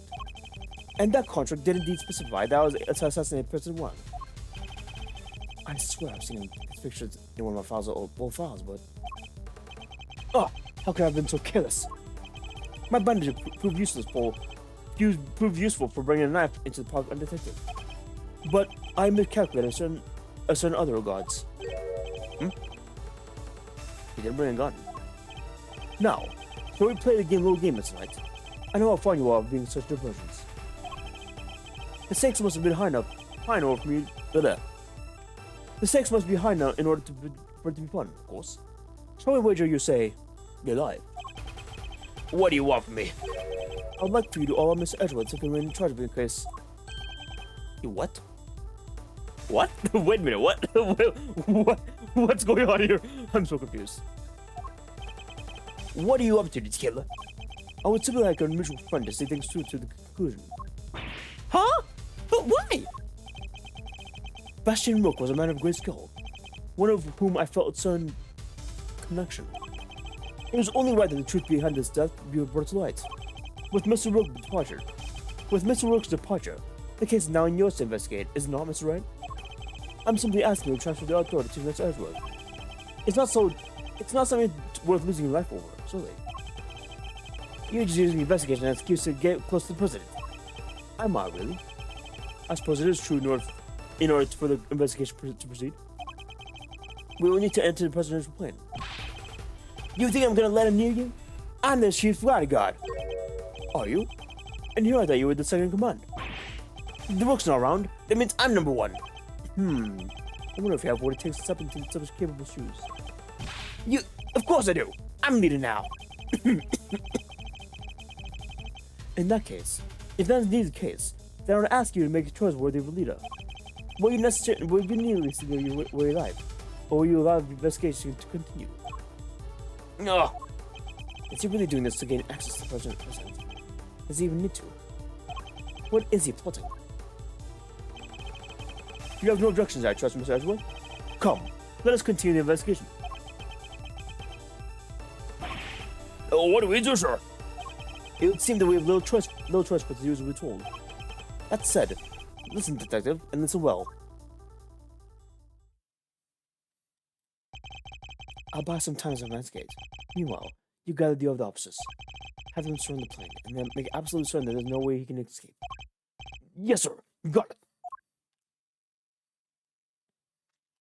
All right. Part 1's done. Wow, it's actually taking longer than I thought it'd be. Actually, no. I think the first case of the first game also took as long, but thankfully it's not as long as later cases.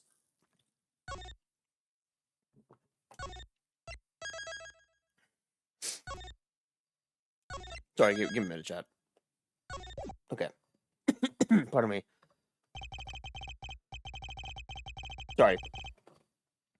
With the death of Bastian Rook, and the revelation that Shelley the killer was in our midst, the case had taken a turn that we could never predicted. Ugh. Mr. Knight had ordered that the door to the presidential plane be opened, and the emergency personnel attending to Mr. Rook's body was asked to leave. With the scene cleared, we stepped cautiously aboard.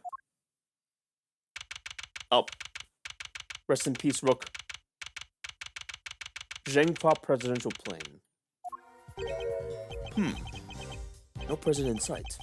Now, where could he be? Who knows? Ah, so he's hiding behind the bulkhead door over there, is he? As courageous in the face of danger as ever. Ha! Sorry to disappoint, but did you seriously expect him to be sitting here ready for me to meet an assassin? As we've already established, my interest only lies in the successful conclusion of the investigation. Now, Mr. Edgeworth, if you will be so kind as to examine the body. Alright. My only option is right here to play along. The rest is up to you, Detective Gumshoe. Okay. So the attempted assassination of the president has become the murder of a bodyguard. You look like you could use a little help here, Mr. Edgeworth. Not that I need it, but yes. That's what I thought.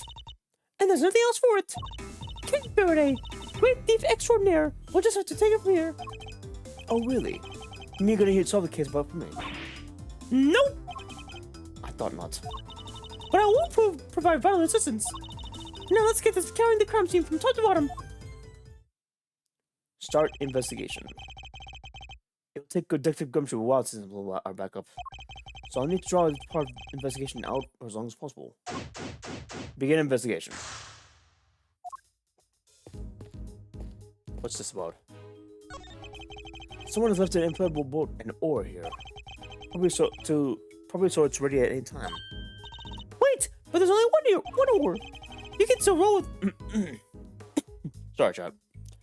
You can still roll with one ore, you know. There's a wide selection of protective equipment here. Bulletproof vests, hazmat gear. No way! That's even a spacesuit! I get the sense that the president thinks he's very much in need of protection at all costs. But what if he was in a gunfight and there was poison gas everywhere? And he was in space! What would he do then? Then he'd simply put on the bulletproof vest, the hazmat gear, and the spacesuit. That's probably easier than said and done. The president's on the other side of the door. And what a door it is! But I could get the better of it though. Get the better of it. Doors aren't there to be beaten. But look how heavy it is! Look at that lock! It's just sitting there begging me to try. Come on, Kay, and think. Why might the door be locked? For me to open it, of course. Precisely. For you to open it, of course. Wait. What is the right answer anyways? It's a mega monitor displaying camera feeds from in and out on a wrong plane. I must guide the skin and inspect anything that catches my eye.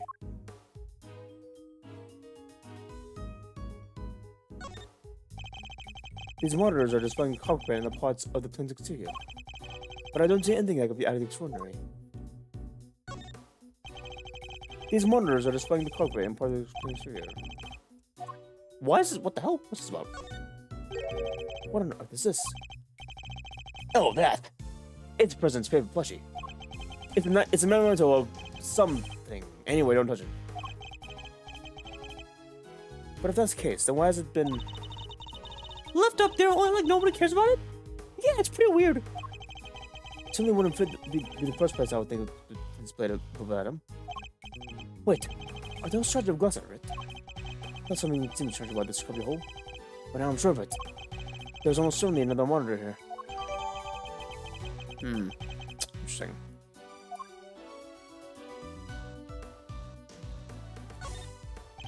That's the outside of the plane. Most intruders cannot hope to approach without being spotted. But such measures would be mere child's play in the case. Whoa! You're saying you can get past something like this without being seen? Of course, with ease. You have to teach me how! Please! Are you taking me up Princess Eve by any chance? Kay, you do realize who you're talking to, don't you? Sorry. I had to ask though. What a great skill for a great thief, you know? Unfortunately for you, I'm not the type to take on understudies. You're not, huh? Shame. Shame? In what way exactly?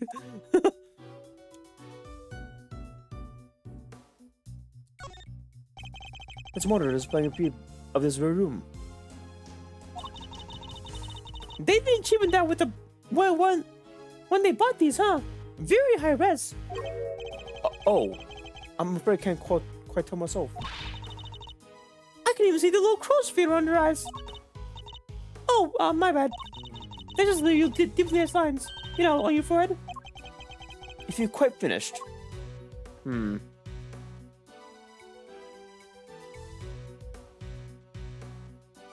nothing else.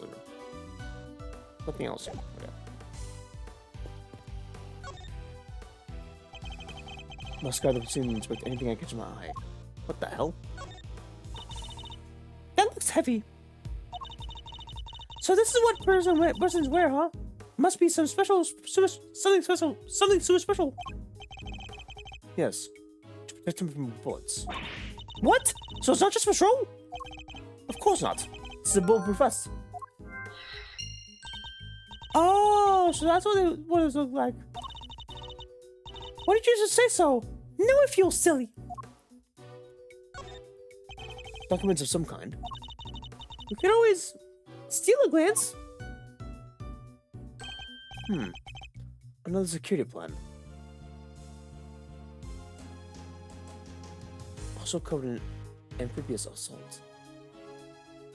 Spectator area should be covered at all times. Interesting. Oh yeah, like the one from the trash can. Precisely. But wait, something feels off.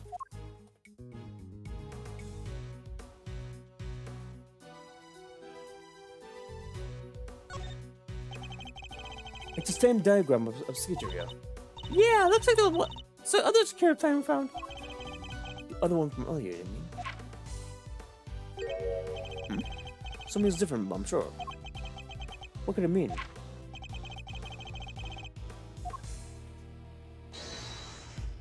The positions are different. Eureka! The two plans are different. Was the security detail reorganized at some point?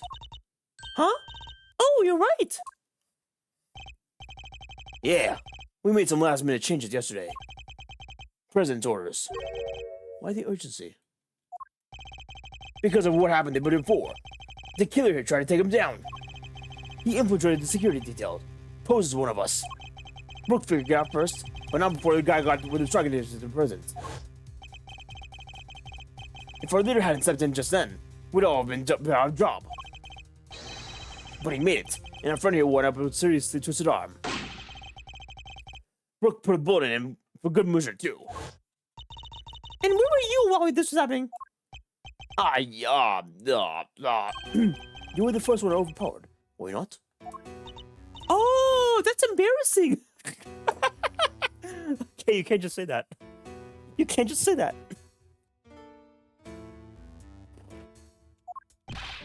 Shut up, kid. Now I get it. From before, okay. Busted my neck up so bad I can't even look right. I was somewhat astonished to sustain an injury at all. A testament to Rook's skills. He was truly a master of the craft. Unlike certain other opponents I can mention. I'm just as good as he ever was. You were a pawn to his queen, my young friend. What the heck could you know? So that's why you remembered Mr. Rook's name. You admired his skill as a bodyguard. Indeed. While I was serving on team, I learned the names of all of operatives. But as it in particular stayed with me, it joined the very short list of those who have ever successfully wounded me. So that's the connection he was talking about. Now that's why we changed up the security plan. He had to make sure we weren't any more assassins in the ranks. The president didn't want anybody on stage he didn't trust, and he only trusted two people. Me and Rook. So pretty much, there was a possibility that he was also part of the detail, but no, he's on stage instead.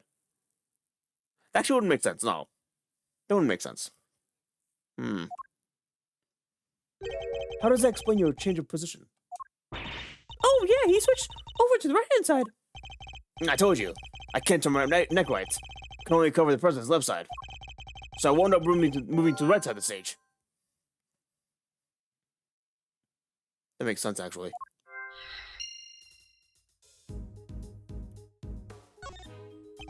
A curious figure, curious animal with a curious expression is staring straight at me. And look, there's a big lever right at the butt. Don't even think about it. Oh, I wasn't thinking anything, I swear. I imagine that lever opens the panel behind my feet. Beneath my feet. Oh, I see. I see. So it's saying on a trapdoor. I strongly advise you not to pull it. Do so, and you will regret it. You know, I'm okay with that taking that some advice, especially when it's from a professional killer. Oh, that's funny. It's funny. What the hell? These personal safety alarms are very colorful. Looks like they get a lot of use as well. I like the president. He seems like a thoughtful guy. Funny these for his kids and maybe his wife too. Why would they all be for here if they were a delicates? No, these are for his own personal use. Objection, Your Honor. It is to me not possible for the one person to use as many personal arms. Why, you ask? Because he's human, and therefore only possesses 2 arms. 20 hands would be enough to count the number of objections after objection.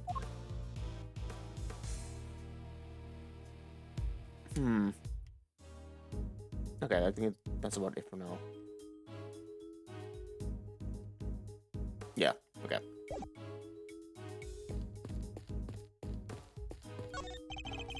It's a solar circular life preserver, designed to be used in case of emergency on water. Or rather, the sea to be more precise. Oh, the sea! I love the sea! We should go sometime. Sorry, but you'll have to make that particular trip without me. Don't be like that. Come on, it'll be fun. We can have lobster rolls, ice cream, all of the good stuff. Something tells me that the sea isn't the main attraction for you, is it? A riot shield, and next to it, a kindergarten cage. Oh, she's so sweet. I want one. Do you ever see a cute partner in crime? Partner in crime? Well, yeah. She can help me with the lockpicking and stuff like that. A great thief has no greater ally than nature, Mr. Edgeworth. Sadly, such bugs are most commonly used for detecting poisonous gases. Wait, this one isn't acting. This one isn't actually for that, is it? Huh. 2 gas masks, in case of a poison gas attack, I suppose. The president certainly seems to think he's at risk of assassination at all times. Wow, gas masks! I've never seen one before. I've heard plenty about them, though, of course. Oh? From a fellow thief, I presume? No, from German Ninja. You know, my favorite kids TV show. Princess Murasaki was getting married, but toxic ninja wolfsbane showed up and laid down some sick burns. Time to tune out. Might save myself a brain cell or 2. Alright, I think we're good for the room. Time for the body.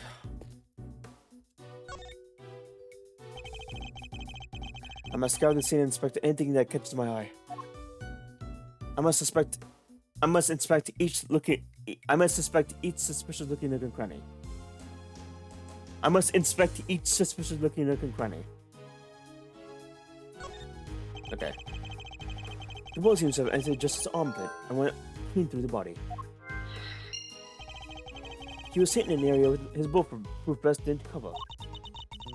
Like it was on purpose or something, huh? Cause of death would appear to be blood loss. Attempts were made to cinch it, but no, it's no bill. The medics must have been bucked and trying to save him. Sadly, it was too little too late. It's a bulletproof attaché case. Bodyguards use them as shield from clans from gunfire. There were some in Kate's photograph too. Looks like Rook and Knight each had one.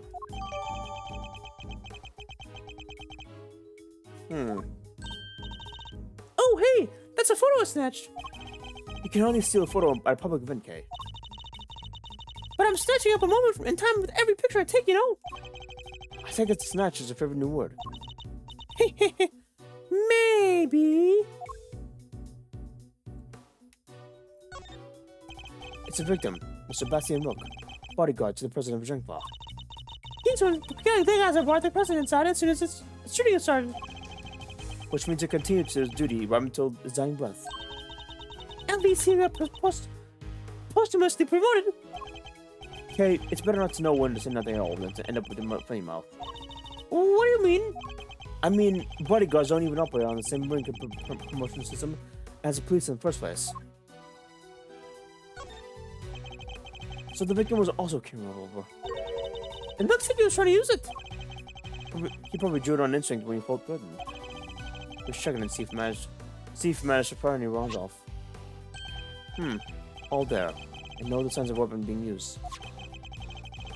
Was this one from London on Zhengfa too? Yep, sure was. We're always loud. I'll shoot the same model gun.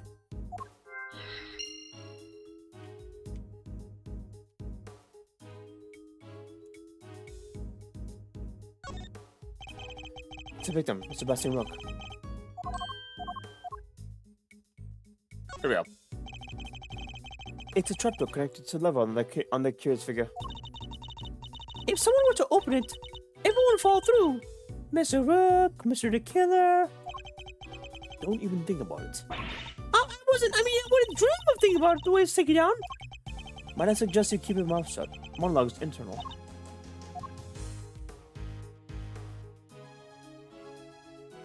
Okay, there's gotta be some truth now. Okay. Time to put some truth together.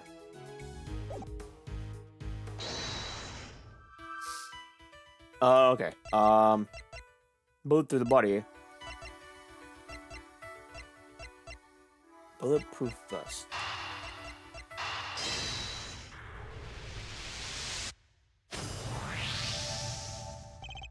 Two bullets were fired in total.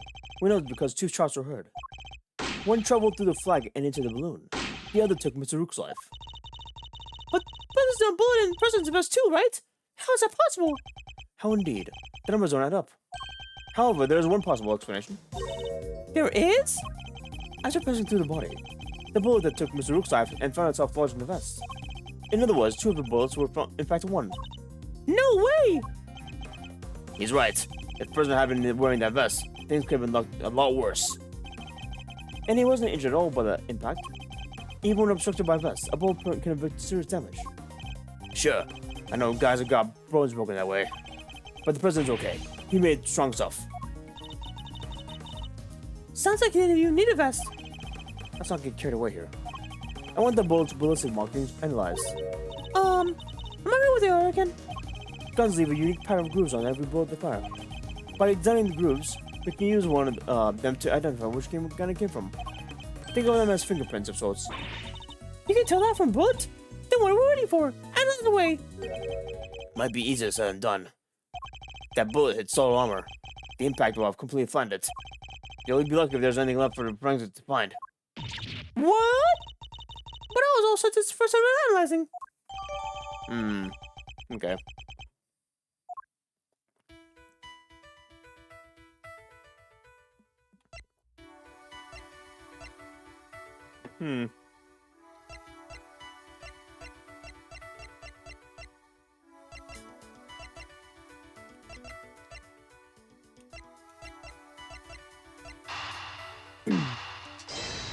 Definitely gonna use this for sure.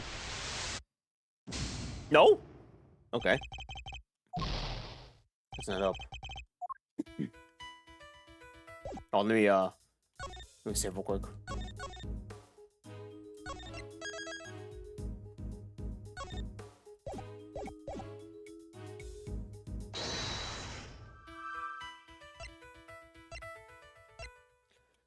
Has not been fired.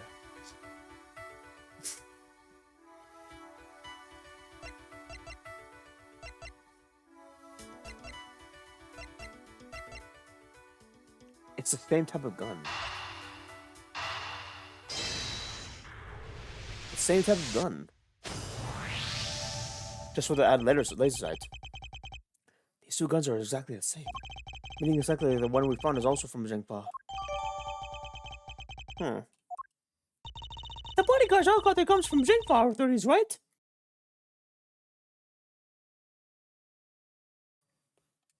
Yes. Are they like super rare or anything? No, I don't believe so. This model is exactly easy to come by in this country, but it's certainly not impossible either. Boo! And here I thought there might be valuable treasures. Yes. It is something of a shame. Whoa! I just mentioned treasures, and you actually spotted for once. I only mean to point it out as the guns were rare. It would be easier to trace them. Which would have made them treasures of its variety, I suppose. See? Everything is treasure to one way or another, including the investigation. You could say that. Alright then, it's treasure hunting time. On with the investigation. She certainly seems a lot more enthusiastic all of a sudden.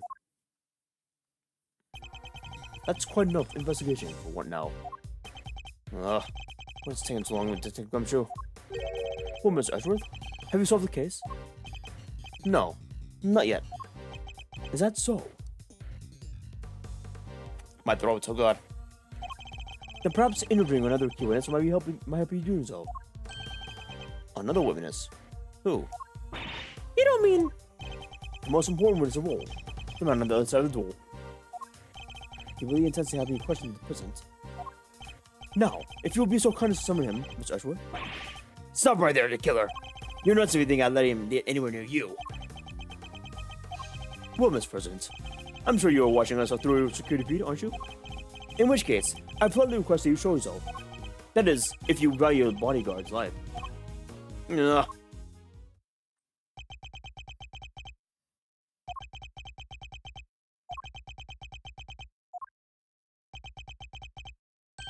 Well, if nothing else, we now know what kind of man you are. Mr. President! Stop! You can't do this! Let's all calm down, alright? Come on, detective. Where the blazes are you? The lights! What's happening? Listen well, Mr. Edgeworth. I would advise you to stay very still. It seems I will not be granted my audience with the president after all. Even with Mr. Knight's life as my bargaining chip. No, stop! No! Okay, you won't get away with this, the killer. I have seen enough, and now I know the truth. Where are you? Where'd you go? Ugh. I leave the rest in your capable hands, Mr. Edgeworth.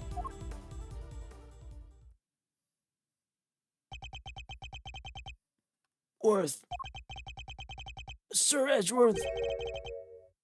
Detective Gumshoe. Sir! Mr. Edgeworth, sir!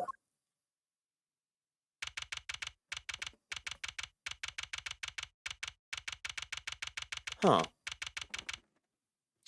Interesting. Nothing seems changed. Huh. Nothing seems changed.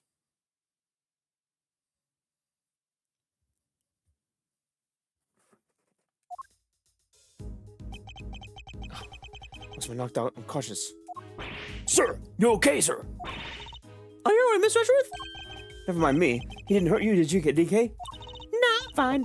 He only just woke myself. My head will be sore for a while, though, but that's about it. So you can stop worrying.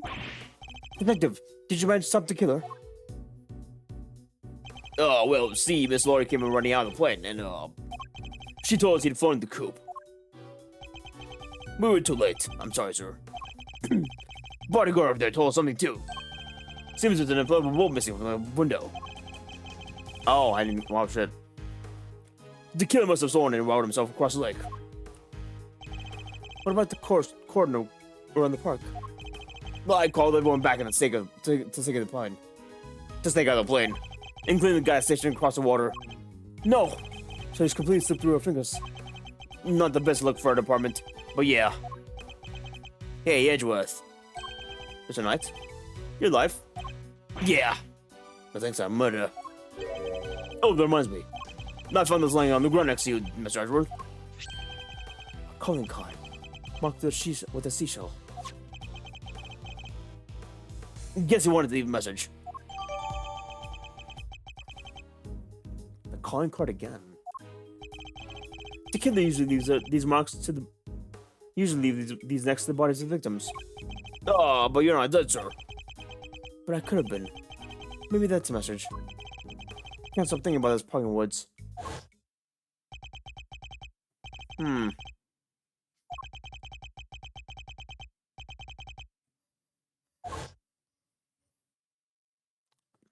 Interesting. And now I know the truth. The truth about what? Roger that. I'll clear out here, sir. Over. What's going on? That was the president. He's coming out. Now?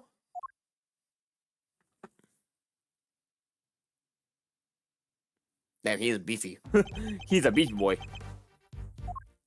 So he's the president of Zhengfa, Mr. Dijun Wang. And you are? And you are? It's an honor to meet you, Mr. President. My name is Miles Edgeworth. The honor is all mine, Mr. Edgeworth. I am Dijun Wang. Your efforts on behalf of Zhengfa have not gone unnoticed. You averted something of a crisis. Must be referring to the Yatsugarasu case. Think, good sir, but all I did was solve a few local cases of murder. You are too humble. I have been observing your investigation. You're an impressive operator, Mr. Edgeworth. Even if the killer did get away. It's very kind of you to say. So he was watching through the security feed. Sadly, I must inform you. This is as far as your investigation goes. What do you mean? Hear me, foolish prosecutor. For I shall say this only once. Knight has apprised me of the state of affairs, and from this point forward, the case will be handled by Zhengfa's police force, the finest in the world. Even with the killer out of the picture, they're still looking to get me on the case? What do you say you're doing, pal? Nobody talks to Mr. Edgeworth like that. If it hadn't been for him, the killer would have... Detective, forgive me, Mr. President, but I must confess to being somewhat confused. I fail to see how or why this case falls within Zhengfa's jurisdiction. You fail to see. Enough. Puny prosecutor. You seek explanation from the head of state. I say no. 1,000 times no. I will not explain myself to you. Now hand over the evidence you've gathered and remove yourself from the plane. I do as you say if I were you, Mr. Edgeworth. This can't really be the end of the line, can it?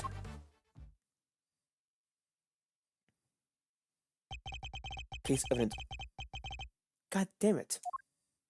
What the hell? Why? Why let us come only so far? Only pull the case out from under us.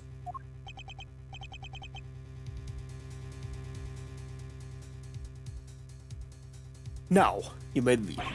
Knight, detain the suspect. Yes, sir. Right away, sir. To make an attempt on my life, to murder one of my faithful servants. You find the effrontery, the villainy. I didn't murder nobody. Cause I... Shut your mouth, Miss Journalist. I... Answer me this. In a world already loused with lies, with deception, with sin and iniquity, can we stand by and suffer yet another crime go unpunished? I say no! 1,000 times no! There can be no forgiveness, there can be no surrender. Why, you ask me? Then I will tell you. He's telling something. I'm certain of it. As I leave, and if I leave now, we'll never know the truth. Mr. Edgeworth, sir! Mr. Edgeworth, sir! There's gotta be something we can do.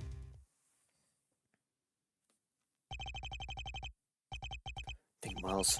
Remember, how many times have you faced a situation like this in your courtroom? You've confronted the lies of witnesses, and you've confronted the arguments of lawyers.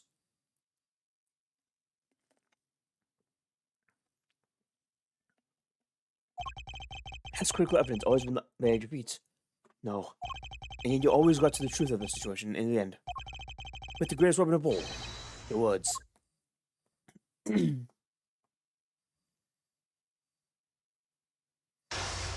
Time for chess, I guess. Now, let us analyze state of play. Begone, puny prosecutor! Or do you dare defy the direct order of the president? He's not gonna listen. He means to draw out any objection by means of pure vertical force. When an opponent is on an offensive, the best thing I can do is buy my time away from an opening. As he said himself, he's the head of a state, a seasoned politician. He won't open himself up to attack easily. I can't let him bully me into submission. I have to stay calm and alert. If I can read him his movements and expression correctly, I may be able to find my moment.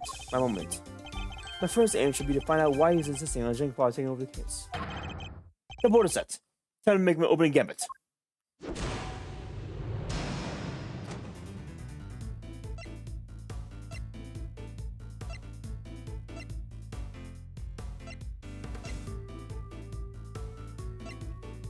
Explain to me why I'm off the case. Could you please explain why I'm off the case? Imbecile! Cease your insolence jabbling! I will not explain myself to you. My reasoning are unknown, and they are not of your concern. If I want to take this any further, I'll need a clue of some kind. Let me try another tack for now.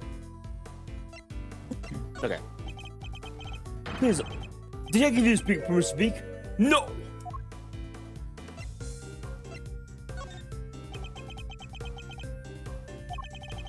I'm the leader of Zhengfa. I have no time for your insolent backshot. I was simply hoping to confirm one basic fact. You said that the investigator will not be assigned to your national police force? Well, I do. Now enough of your pointless questions.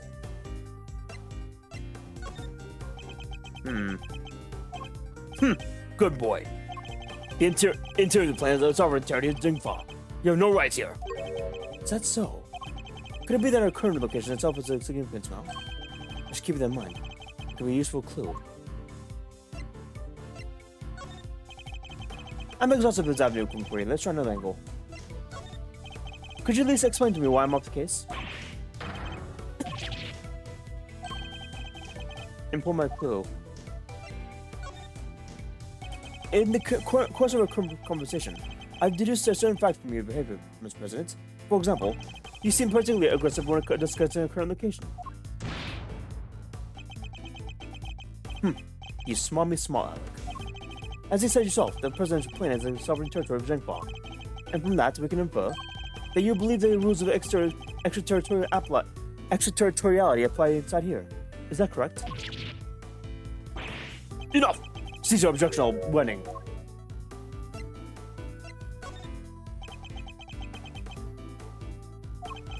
If you have nothing else to say, then stop wasting my time and get on my side. Ugh. Maybe there is such a thing as buying my time too much. Oh fuck. Can't let blowing me back on the back foot. I have to stay alert and calm alert. If I can read his movement, I take question correctly and do a kind of opening.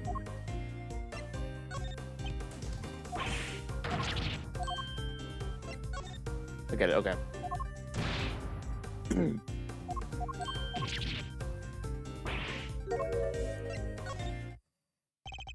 You can write and roll all you like, but you won't exceed my scrutiny.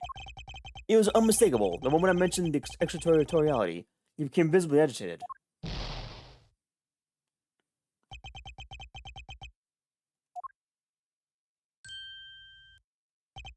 You think you're clever, don't you?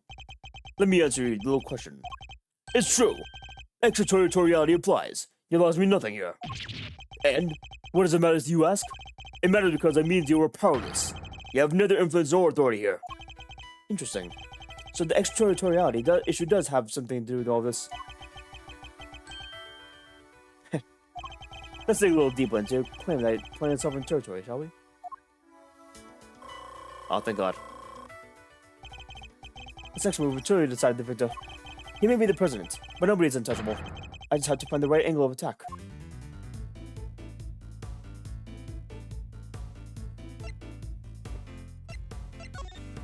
Surely you see that you have overplayed your hand. Nobody asked for your opinion. You know, only obey me, nobody else.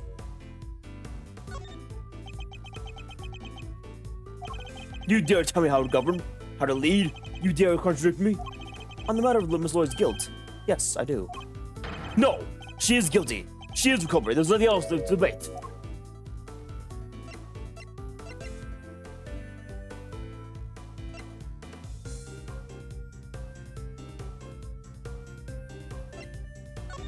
I'm gonna try the second option if it doesn't work.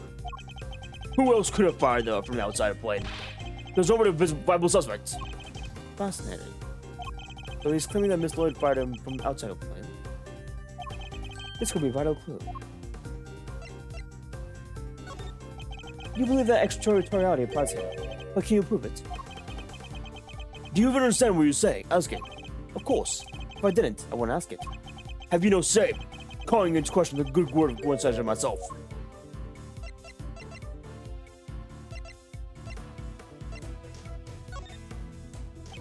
You must have realized by now, but what a massive corner you're talking into. Oh fuck. Fucking hell. Should've waited.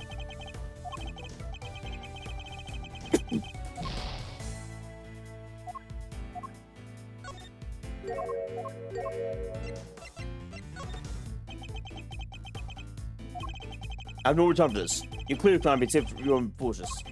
You needn't worry about me. I'm not the only one who needs saving. That would be Miss Lloyd, the woman who is being wrongfully accused of this crime. Your chivalry is admirable. But it changes nothing. The right to extraterritoriality cannot be denied. This is Zhengfa! Time to look for my clue.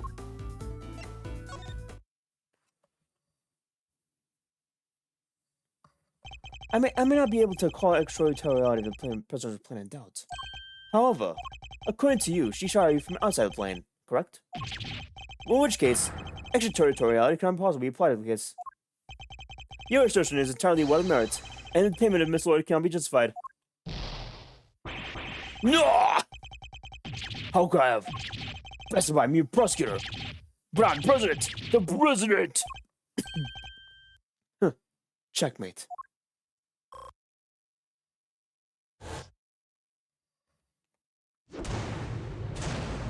Mind chess checkmate. I trust you don't mind if we continue investigation, Mr. President. Ugh.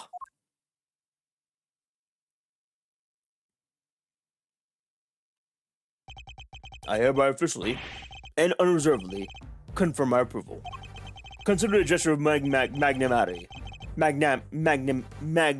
Magnanimity. And generosity for which my good office is known for. Yes, for our noble actions and deeds. Unmistakably and irrefutably, for which reason that we hereby. There can be no other outcome, for our goals are lofty and our hearts. People of Zhengfa, I swear to you here now, this investigation will continue. Oh, that one he could have just said, okay, got me. Mr. Knight, if you care to return the evidence. Take it. Finally. Oh shit, chat. Sorry about that. Ad starts soon. Like, in mere seconds. I apologize. I was too in the moment. Hope it wasn't too bad. I'll see you in a bit. We did it, Mr. Edgeworth. We sure did. And now the investigation can continue. Whatever. Enjoy your pocket full of pawns. I'll be over here enjoying the part put them in play. Then you will definitely enjoy my next move. Mr. President, one more favor if you would be so kind. What is it? Could you please give us your testimony concerning the incident itself? Now you want me to testify? Whoa, what's that your next move? If you want the president to testify, you have to take to court. All in good time, Mr. Knight. He will get this day in court soon enough. But if person of interest refuses to cooperate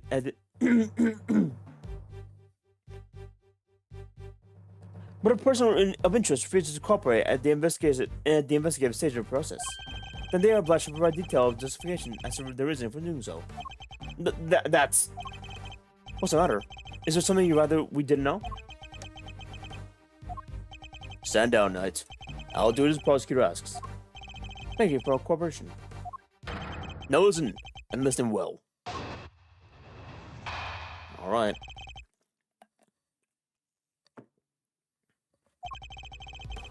Where was I when the incident occurred? The stage, of course. Suddenly, Rick and I jumped in front of me. Then, bang! A shot rang out, and a plain unblemished balloon of red exploded nearby. Not hesitating for a second, my bodyguards tried to swim back to the safety of the plane. And then, the second shot.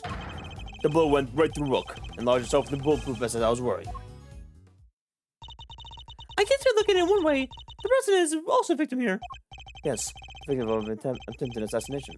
Rook was simply in the wrong place at the wrong time. But that makes it even weirder. Why would the target of the crime try to obstruct your investigation? My guess is there's something behind all that he doesn't want to be made public. A cover-up! I knew there's more to the case than meets the eye. And the president is the only one who knows the truth. Isn't that right, Mr. Knight? Time to get to the bottom of this once and for all.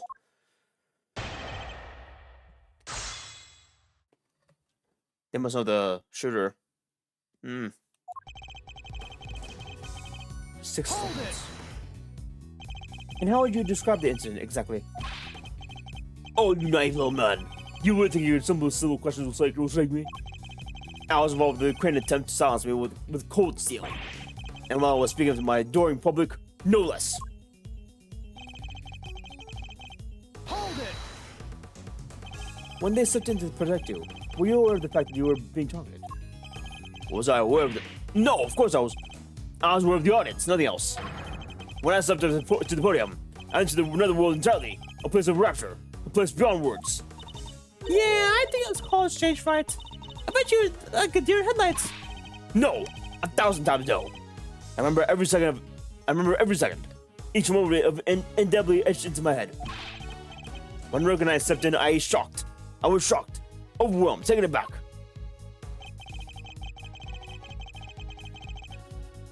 Hold it! About that red balloon. Are you trying to test me, Miss Prosecutor? No, Miss President. I simply wish to confirm what you remember.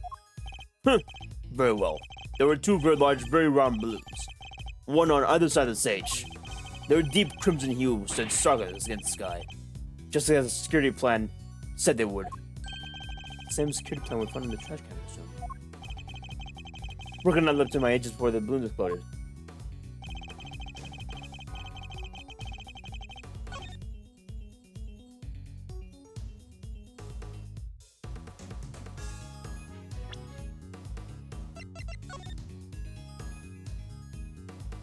What if talking about these? But oh, welcome back, Chad, from the ads. Thank you for watching. Hope it was fun.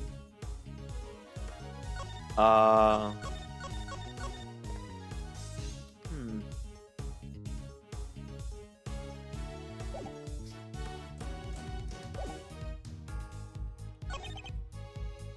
it! You said they tried to escort you back onto the plane.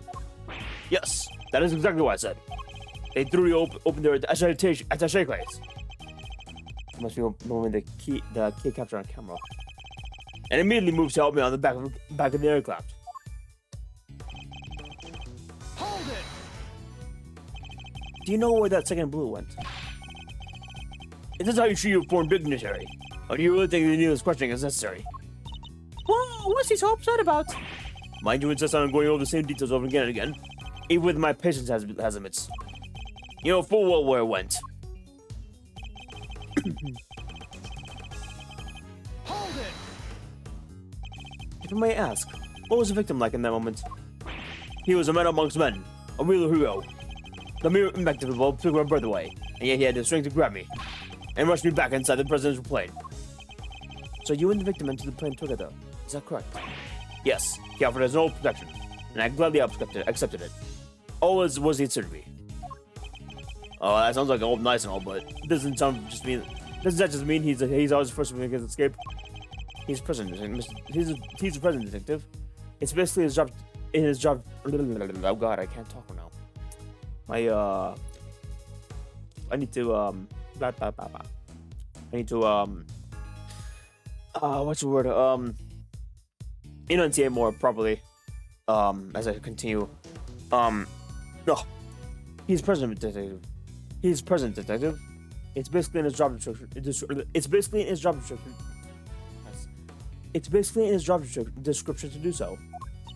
Nothing you're saying seems to be too off base. Oh, guys like a big mirror. Wouldn't make much sense for him to lie to us, you know?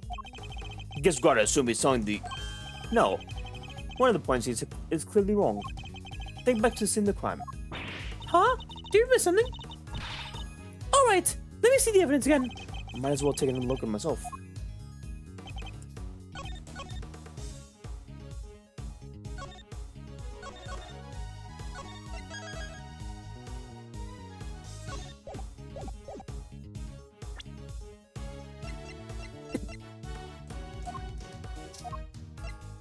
Is it the plan or the Steel Samurai? Objection! No, it's the Steel Samurai.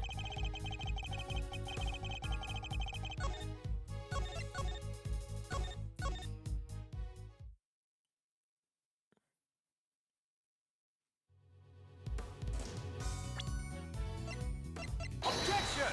There we go. You say it was a plain red balloon that burst, but I strongly beg to differ. What? Take a look at this. I think you'd agree that it's hardly plain, wouldn't you? No! What? Who is that? Mr. President, meet the Steel Samurai. I would hope you might recognize him, especially if you were hoping to integrate yourself with the people of the country. Yeah, you need to watch German Ninja too. He's amazing. So you see, the balloon that was struck by the bullet was anything but plain. It was in fact of the Steel Samurai. But the briefing mentioned two plain red balloons. And there they are, around the security plan. They do look pretty plain, don't they? Just little round balloons. Knight! What is the meaning of this? Explain yourself! Yes, Mr. President. It seems that the Steel Samurai balloon was borrowed at the last minute, sir. Borrowed? That's what we were told. Guess they were only reported the incident to its bodyguards, though. Seems there was a little trouble here inside that night. One of the original balloons burst somehow. So they were swapped it into an emergency replacement. Yeah. One of the soul holders happened to have it. From what I heard, he's more than willing to lend it out. A very happy-go-lucky kind of guy, it said.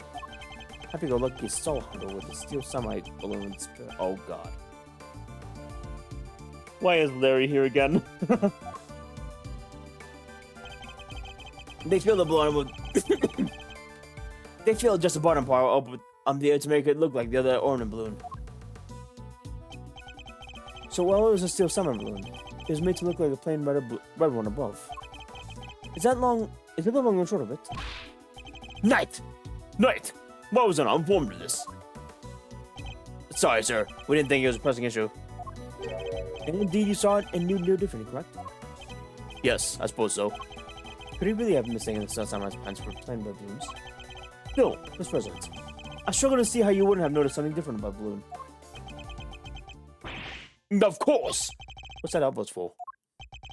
Now I remember. I could barely see the balloon. You couldn't see it? That's right. The wind was blowing it too hard. The flags on the side of the stage were flying instantly and blocked my view. Is that so? Yes. Yes, those flags. They were being blown back towards me. It would have been a strong wind blowing right around the time of the incident. Strong enough to have blown the flags in just such fashion. But does that conflict with any way with the understanding of the case?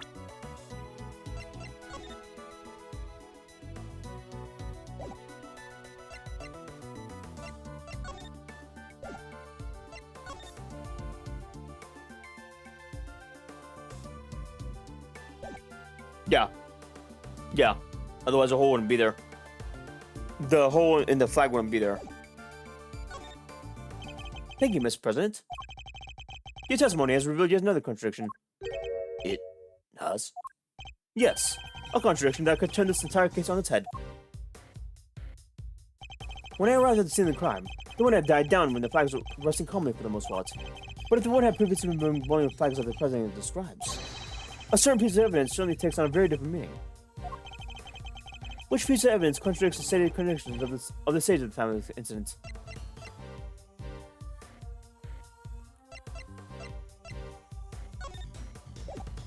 Take that! This is it. This piece of evidence is key.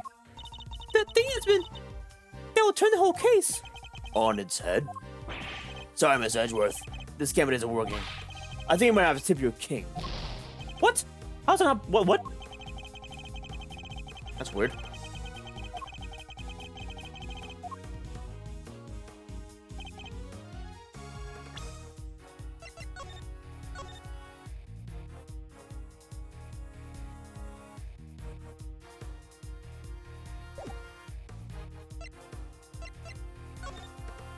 Oh, okay, it's okay, the thing. It's a thing. Take that! It says, okay. Earlier, we deduced that the bullet had struck the steel samurai balloon. And the bullet that passed through the flag were one and the same. From these two things, we can further deduce that the trajectory of the bullet must have taken. And we concluded that our shooter must have fired from the left side of the area. But if the flags were blowing as the President describes, our conclusion becomes quite different. No way! If the flags were pointed in the other direction... Exactly. Our trajectory changed completely. And if we trace that trajectory back to its source, we can ascertain who really fired that shot. Wait! But Mr. Edgeworth, that would mean... Yes, I know. We may not understand the reason why, but it can only have been... There can only have been one person who did it.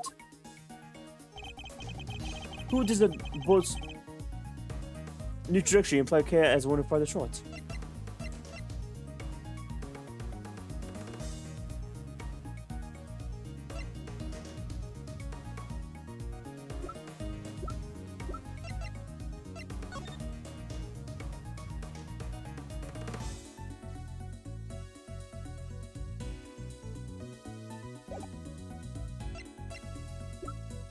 Take that! The person who fired that shot was none other than you, Mr. Knight. What? The path from the balloon back to the flag leads directly to the spot where you were standing. Let's see what this means. But the guys were the President's bodyguards. Why the heck would he go around shooting balloons? This is absurd. What exactly are you trying to imply? And Mr. Knight, a man who has saved my life countless times as my would-be assassin. Seriously, Mr. Edgeworth. Seriously, Edgeworth. We put you up with honor from you, but this... We President Wang's bodyguards. Where are the pieces on the board to protect the king? I'll on this night. Sorry, sir. Mr. Edgeworth, the wind was indeed blowing quite fiercely around the time of my speech. But the wind can pick up and die away in an instant, can it not? Therefore, I need proof. Proof that it was blowing hard enough to lift up flags during that crucial moment. If I saw us flying around at the time of the President's raised fist, I have a piece of evidence that shows just like that. Perhaps I can also show us what was happening with the flag then, too. I mean, this thing. Yeah. Take that! Your proof is in this picture right here. Should be good. Which picture? Where? We can see which way the flag was really blowing. Right here. Take that! Well, do you deny that it clearly shows the flag? Oh! Aye. There we have it. Proof that it was blowing towards you at the moment of shooting. So that means our pal over there did shoot the balloon. The assassin? Mr. Knight. It's not the assassin. I don't think so. I doubt it, honestly. Because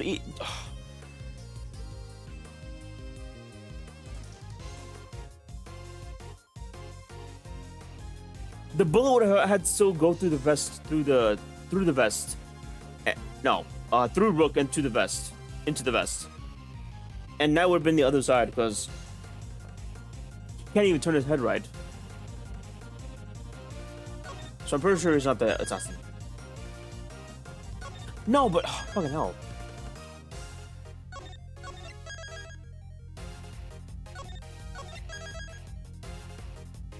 I don't think he is. Mr. Knight is not the assassin. He may have shot the balloon, but the president was on the other side of him entirely. Therefore, he can't have been aiming at the boss. Yeah. Besides, why would I even shoot the balloon? What would be the point? And watch how you answer, or I may aim for something else next. There was some point. I'm sure of it.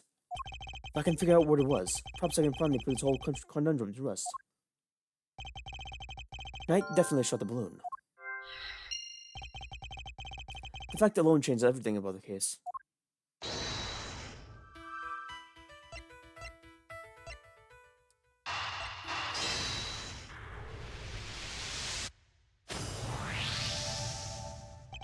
Why did Knight's assigned position change? I told you, I can't turn my neck to the right. I can only cover the president's left side. So I wound up moving to the right side of the stage. But is that the only reason? Let us suppose that the plan hadn't changed. That Knight had remained posted on the left side. Given that he was unable to turn his head to the right, would he even be able to shoot the balloon closer to him? Could it be that the security plan was changed for the express purpose of popping one of our balloons? And if we suppose that to be the case, the two plans are different. Was the security detail reorganized at some point? Yeah, we made some last-minute changes to that side.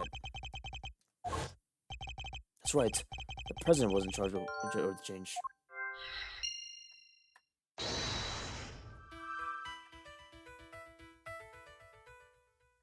Oh, what the hell? Is it a staged assassination? It was a stage, wasn't it?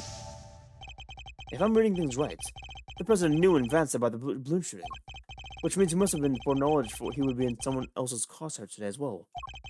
If that's true, then everything else has been bothering me that's been bothering me falls neatly into place. How did this shooter get a gun past such heavy security? And why would they carry out the shooting wearing such a conspicuous item of clothing? Why did Liz decide to give away their location in an instant? And how did the president suffer no injuries at all despite a direct hit to his vest? These are the questions that Knight and the president don't want us to consider. There's only one possible reason for Mr. Knight to have fired his gun. To create the illusion of an assassination attempt. What? Oh. Idiot. You don't understand what you're saying. Oh, I understand all too well. I understand everything now. Most of all, I understand why you were so keen to take the investigation off my hands, Mr. President. You wanted the real plans to remain hidden. How dare you speak to me that way? Is this some kind of joke? Oh, it's no joke. I assure you. It's simply the truth, as revealed by the careful application of knowledge of logical reasoning. Nothing more. The first shot was fired by Mr. Knight with the specific intention of hitting the balloon. The sound of the gunfire and the burst of a balloon popping were guaranteed to cause panic. And then he fired again. He did? Yes, he fired 2 bullets, both of which were aimed at the balloon. As for why he did so, it's because the second shot was designed to create the impression that the president had been shot. So then, what's the deal with one of the vests? I'm willing to bet that the bullet was planted there long before the shooting ever occurred. Hehe, so Mr. Heroic President did take a bullet after all. That's not true! I was shot, I tell you! We'll be able to verify for ourselves when we take a closer look at the bullets. And at the very least, we can expect to find traces of Mr. Rook's blood on it, correct? Ugh! But you said it yourself! You said the shooter in the photograph, the person with the red hood. Objection! I thought I made myself clear. The trajectory points to only one possible shooter, Mr. Knight. Then what is Mr. Tappy? What is Tappy for all this? She was simply one part of the plan. In order to place suspicion elsewhere, they set about creating a fake assassin. The highly suspicious person with the red hood? I have yet to ascertain exactly how complicit Miss Lloyd is with the whole scheme, but I can say with some confidence that none of the charges were fired by her. I suspect that her only job was to point us to the other side of the president. That's right. That's right. Then I was tasked with turning your jacket inside out the moment you cried from panic. Yes. Thus making the mysterious red-headed shooter disappear in the blink of an eye. Then, when the gun and the security plan were later found by the trash can, it would have all appeared to have been work of an assassin so skilled, they could vanish into thin air. But the case would have gone cold, except what our friends were hoping for. Makes sense now they were hoping one of you on the case. Indeed, because the entire affair was a cheap ruse perpetrated by the president himself.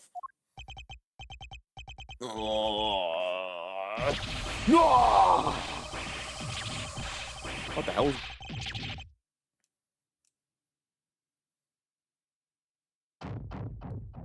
What the hell?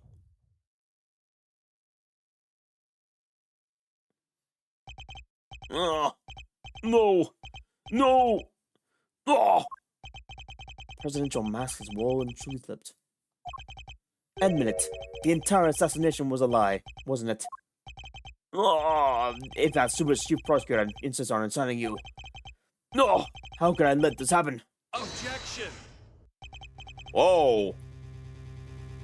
He has an objection? What the fuck? Knight has an what the hell? That's weird. That's weird, actually. That's enough, Edgeworth. Mr. Knight! Sorry, but I'm speaking with the president right now. Yeah, well, I'm doing my job as knight protecting my king.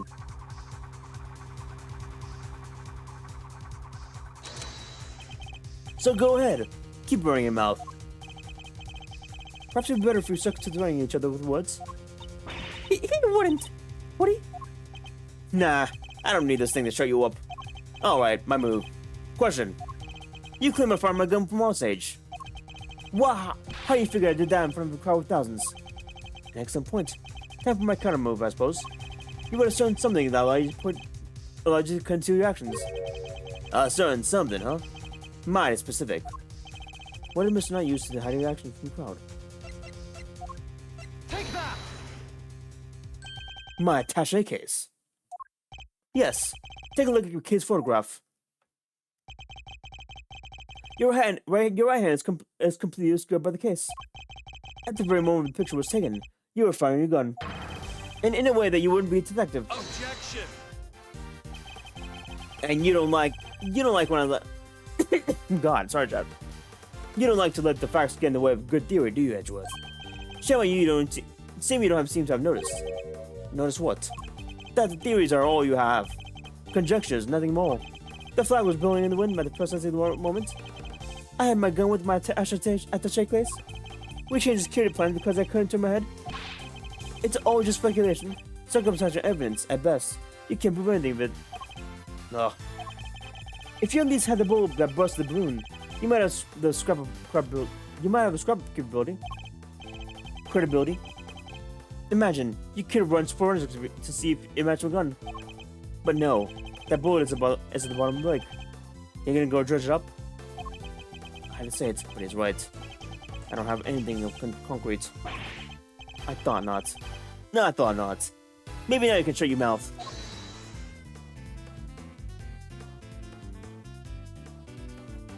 Lloyd?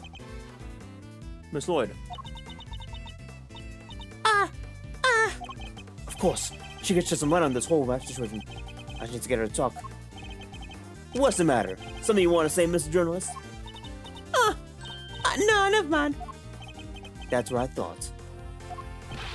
Miss Lloyd! I need you to be brave. You don't speak up, the truth will be forever lost. You're a journalist after all, are you not? Dang it! I can't stay quiet any longer. Hey! You understand what we're doing, right? I think carefully before opening that mouth of yours. I was so focused on being a scoop, I forgot the most important thing of all. Real journalists don't lie. Ain't no dang spook if it ain't truth. I'm sorry, Mr. Edgeworth. I should have told you this before. What is it? It's a laser pointer I used on the president. But that's all I've done. I never shot nobody. You stupid! I thought I told you. You squeal and you go down as accomplice. It was him. He told me to do it. It was at Shangfa's embassy. Stephen our story. Like I told you, this was 3 days back. He comes up to me like out of the blue. Just starts talking. Help me, I'll now give you exclusive access to the president. That kind of stuff. What about the gun in the trash can? That I don't know about. I swear. All he told me was to wear a jacket with a red hood and to point that they would put at the president. I never thought for a minute I put my face so bad. I'm sorry. Truly I am. Thank you, Miss Lloyd. I'd like you to testify that to effect when it goes to trial. It ought to go a long way towards proving that the assassination was a sham. What's wrong with you people? Don't you know any voice good for you? My sympathies, Mr. Knight. I just successfully removed you from the case as you intended. Perhaps then you could have kept your pawn quiet. Oh God. But let me get this straight. You told Tabby, if you let slip out our fake assassination attempt, we'll have you convicted for murder? Or something like that? Of all dirty. I said no such thing. President Wang? Give it up, Knight. It's time we came clean. It's our only choice. So, Mr. President, you admit it. You admit that there was a plot to fake an assassination attempt. I do. I'm sorry. But why? Why do something like that? My popularity has been on the wane back home. I need water, god fucking damn it.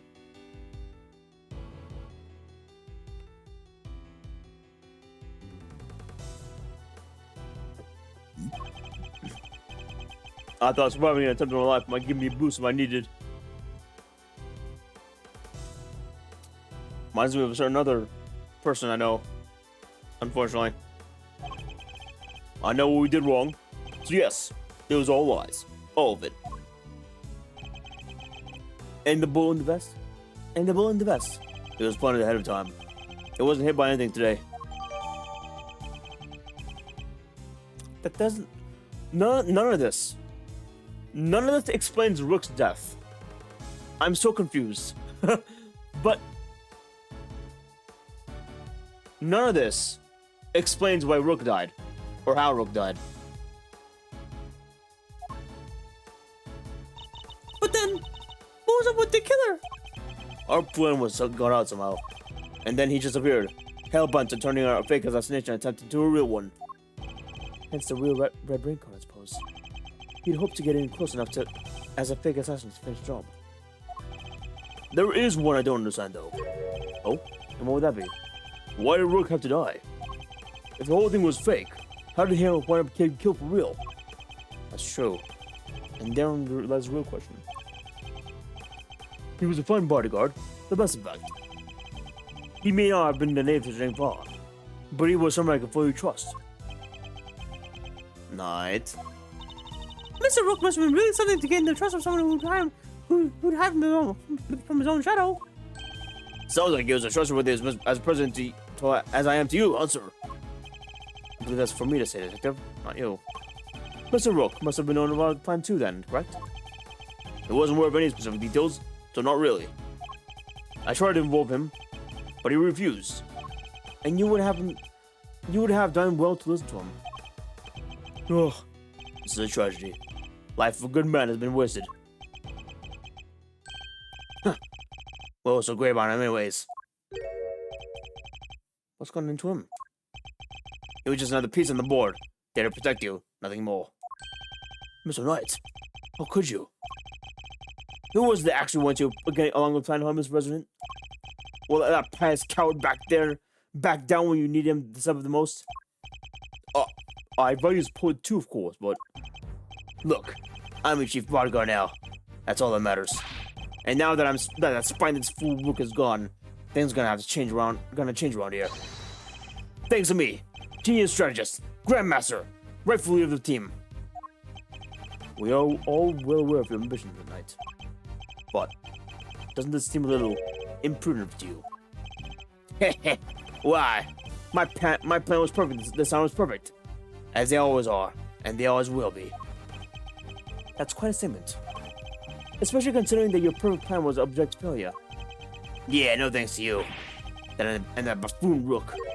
And how exactly was that Rook's fault?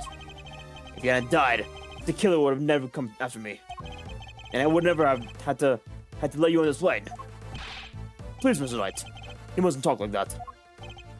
Fine. The guy that died protecting you, Mr. President. I'm sure that's just what he wanted. Did he die protecting the president? Wait! I thought the whole assassination that was fake! Aw, come on. Do I have to say everything twice? We planned a fake assassination, but someone else came along and tried to make it real. 2 shots were fired, remember? Like you said, Edgeworth, one of them was the bullet I shot through the balloon. But this end, that wasn't me. Oh, really? And who did fire it? The real assassin, but not the killer. His plan was to come after the president with a knife. No, most likely the special suspect here is a piece cowering quietly in the corner. Our lily white queen over there. Huh? What? Miss Lloyd! Again with this? I'm trying to dang assassin. But is that really true? I, for one, don't believe it. The gun in the trash can. It can only belong to you.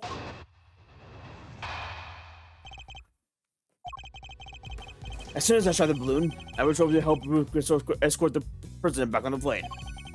I left Rook here in the room while I secured the president in the safe room.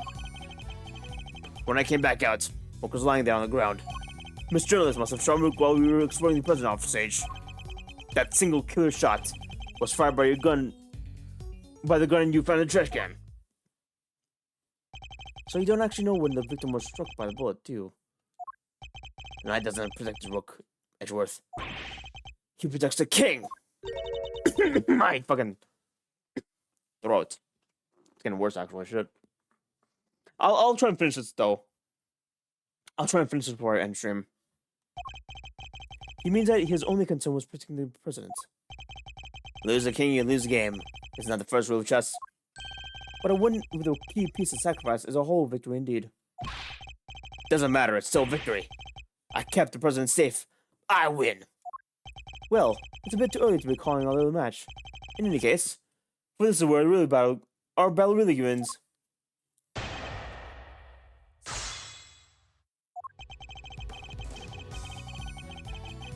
Hold it! The victim really didn't take part in your little plan, did he then? Nope, and we kept him in the dark on all details. So he really thought the president was in danger? But wait! He must have noticed a shot that came from right next to him! Maybe he did. Guess we'll never know. And even if he did know it was a sham. He still had a job to do. He still had to protect his kid, his king. And he was able to make the judgment in like that in a split second. Impressive. He really was as capable as I say. Nothing so capable that I couldn't read him like a book. I made it so that he had no choice but to go along with our performance. Hold it! Why do you that? You and the president both knew the whole thing wasn't real. But they had seemed real. There were people everywhere. It's not a good look, alright? Imagine if someone had to spot a man who'd just been shot at. Hanging out on his plane. Sipping grape juice like he didn't have a care in the world. And what was the victim doing during all the time? Who knows? I was in the safe room, like I said. Anyways. Hold it! Where on earth? Where in the ground exactly? Right where he is now. The middle of the floor. The door to the outside was shut though. Guess the bullet must have hit him right before it closed it. And thanks to his little blunder, my whole plan fell apart. Mr. Knight! You must not like the way. He may have kept you safe, Mr. President, but he's in here now to save a good name. I'd call it dereliction of duty. What would you call it? An honorable try. Which is more than what I give you. What you'd give, I'd say. Sorry, but that's just how it is.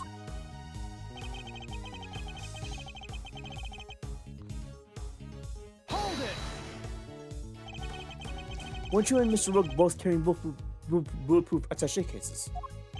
Yeah. Opened them right after Rook spotted laser sight. We moved them into covering positions, and used them to shield the president. So the bullet that hit Mr. Rook traveled through a gap in the defensive shield. Do you really believe Mr. Lloyd is that skill to Mark's prison? Heh, no. She is aiming for the president, and makes sure allows a shot. So that was pure coincidence that Mr. Rook was hit. And the bullet simply happened to find its way past your attaché case and through the gap in the vest. Seems crazy to me too, but the facts are the facts. It was a shot in a million, but the shooter hit the bullseye, and the proof is in your hands.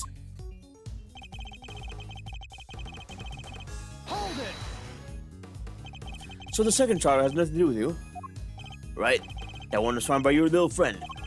Imagine the scoop she'd get back if it had hit Mark. I'm a journalist, you hear? I don't make facts, I report them. Yeah, journalists who sign up to a fake assassination plan in hopes of getting a story. That's not. Look, I'll admit it. I set the whole thing up, and your role was to aim the laser pointer at the president. It's not my fault that it was enough for you. You were the one who decided to bring a gun to the party. Who knows? Maybe you thought if you kept shooting, you could shut me up too. So the Mr. Knight's suggesting that he first fired one shot, and then Mr. Lloyd fired one more. Yeah, basically implying that Tabby also had a gun on her. A gun on her. Beats me where she should have got one from though. But hey, His entire testimony is pure conjecture. Can't prove any of it. You're right.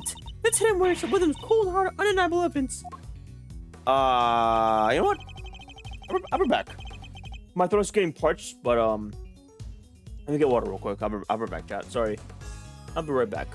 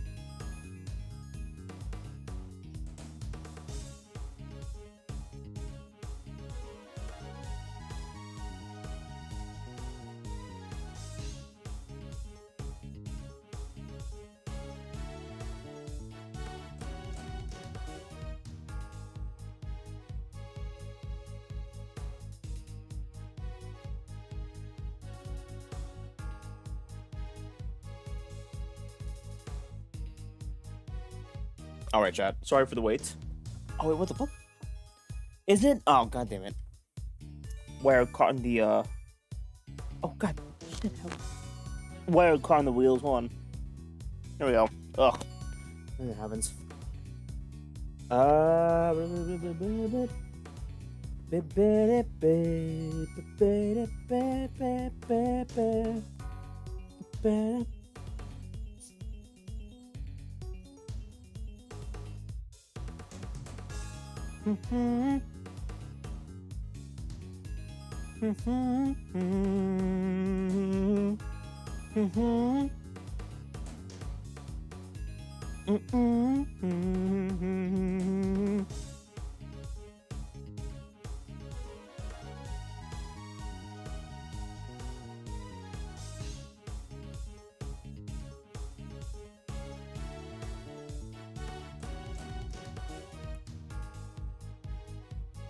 There we go. Okay. All right. Do I turn the camera now? I'll turn the camera off for now. Actually, no. You know what? Where's my camera? Playing Ace Attorney. Put it here for now. Yeah. Yeah. So you guys can actually see the text. Jesus Christ. Sorry for that. I'll still turn off though. Yeah, okay. Okay. Let's get this fool. Let's save first.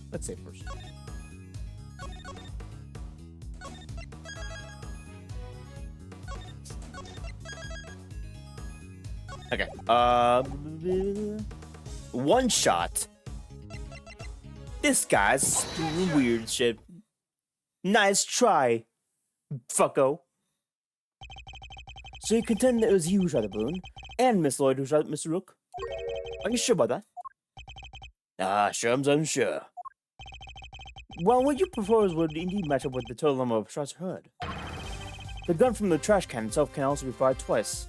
Has also been fired twice. Ugh. Now, why would it suppose the number of shots heard from this gun differ from the number of shots spent rounds? It's simple, because it was planted by the real perpetrator of the crime. Somebody faked the evidence. Yes, and if you think about it, the reason for doing so is obvious. To ensure that whoever found the gun would conclude that the shooter had been in the inspected area. And in order to do that, you had to make it seem as if both shots had come from one weapon. I get it. So that's why I got 2 spent rounds, huh? Precisely. As you've already proven, the bullet that has burst the balloon came from a different weapon. Which makes it entirely possible the bullet which killed Mr. Rook didn't come from this guy either. Nice work, Edgeworth. That's some high-grade sleuthing. But why don't you get to the point? You've come this far. Spit it out. Oh, I intend to, don't worry. The person who really shot Mr. Rook was... Take that! You, Mr. Knight. You were the one who murdered Mr. Rook. Oh, finally got the courage to say it, huh? Surely not. Sure you wouldn't have. It wasn't the only the killer who tried to take advantage of this big murder plot. You killed Mr. Rook, hoping that he would look like he would look like accidental. Sorry for that. Hoping he would look like an accidental victim to the bungled assassination. With the president locked away in a safe room, and the door in the airplane tightly closed, it was just you and Mr. Rook, alone, together. And that was when the third bullet was fired, right into your colleague's body. Objection! Wait, you're really gonna claim there's a third one now? You just said that only 2 gunshots were heard. Wanna tell me how that works? Objection! Airplane cabins are practically soundproof, Mr. Knight. If you close the door, nothing can be heard from the outside, not even gunfire. What was the person right next to the door? Very true, which means he may have heard the shot himself. Well, Mr. President? Oh, I didn't hear anything. We can observe this room through the security feed, can you not? The camera in the room isn't normally on. I have to manually switch it on whenever I enter the safe room. And that's what you did this time too, right?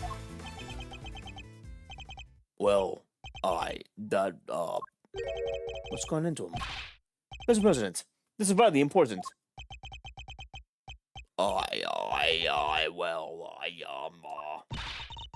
Please, Mr. President Wang. Fine. I was busy hiding under the bed, covering my ears. What? Even though you knew the whole thing wasn't real?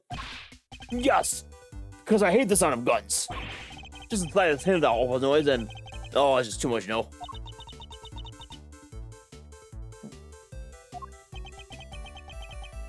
Oh, boy. Oh, that there's sadder than a pot of overcooked crawfish. Mr. Knight, you saw that President Wang was cowering beneath the bed?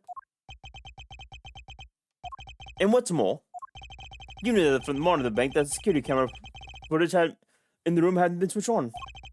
Which means you knew that the circumstances were perfect. For you to fire the third shot, straight at Mr. Rook. Knight, how could you? Could you really have betrayed my trust so horribly? You think I killed that old halfwit? You don't trust me much, huh? This is the things to get for putting my life on mine for day after day. Oh, I want to believe you, but I don't get it. I just don't get it. What is there to doubt here? What, you don't believe the whole girl over there could have done it? No, because his gun is in the murder weapon. We know that's from the number of bullets fired. Yeah. So how do you know there was a spent bullet from the shot? What? Someone could have fired a bullet from the gun yesterday or the day before. Then today another bullet. The bullet that hit Rook. Well, that's pure conclusion, pal, and you know it. Maybe. But maybe you can prove it's not true. Not with any certainty, no. You're nothing like conclusive proof, so come on. A single piece of evidence, straight through the odds. I dare you. Well, what are you waiting for? No. There must be something, mustn't there, Mr. Edgeworth? If we can't prove it, then Tummy's... Please, Ruffles. I messed up. I know I did. I should have never done what I did. Not even for a scoop. But murder? Hell no, that ain't me. Ain't a murder's murder on body. Conclusive proof. Only proof I could prove that knife's gun was a murder weapon. Wait. Perhaps I can.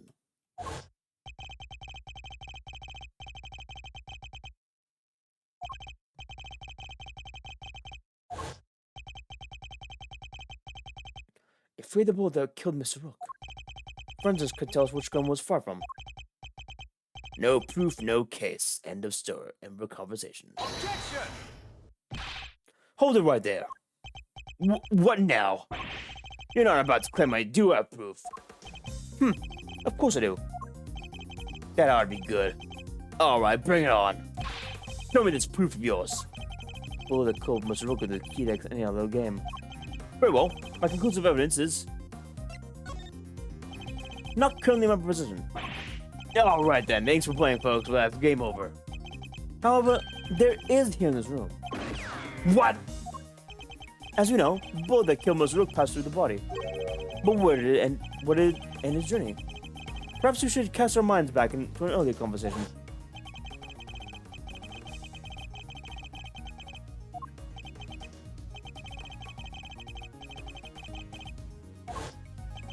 But now, of course, we know that the so-called assassinated attempt was a complete fabrication. The vest that was prepared in advance makes it look as if it had been hit by a bullet. Which begs the question, where's the real bullet? I like it. A twist. It's good stuff, Edgeworth. Come on, then. Don't keep us in suspense. Does any of the evidence point where the bullet was killed Mr. Rook might have ended up? Yeah. Security monitors. That's why one's missing. Take that! There is something very clearly missing from this room. Yes. A prosecutor with some common sense. Take a look at this bank of security counters.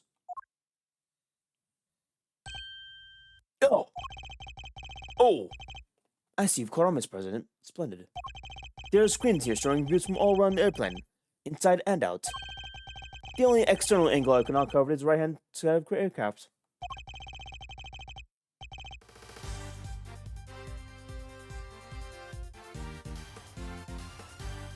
And that's because one of the monitors is missing. There was a monitor in that space previously, wasn't there, Mr. President? There was. I have no idea where my pleasure is. What my pleasure is doing there now, though. But it appears that someone's been attempting to hide what was obviously lacking. But where did it go and why? The why is easy enough to answer. Because it was struck by a bullet. But if we were to believe that the bullet in the vest was the real deal, then anything that hinted that existence of another bullet had to be removed. So, where did the missing monitor go? Where indeed? I believe it must be hidden somewhere in the plane. After all, there wouldn't have been time to dispose of it outside the aircraft. Detective Gumshoe, conduct a search if you would. Right away, sir. Mr. President, extraterritoriality, remember? I have no objection to the search. Let's go ahead. If it would help discover the truth behind what happened to Rook, I will not send you away. What are you? I don't believe this! Rook this, Rook that, don't you think of anybody else? The search has been authorized, Detective. If you don't mind. Sir, I found the monitor. Excellent work. Now go ahead and extract the bullet. Oh, let's see if I put my hand in here and just come on. Well, wouldn't you look at that? Blood. This is the bullet that killed Mr. Rook. There's no doubt about it. And there you have it, Mr. Knight. The single piece of evidence you requested, straight through your heart.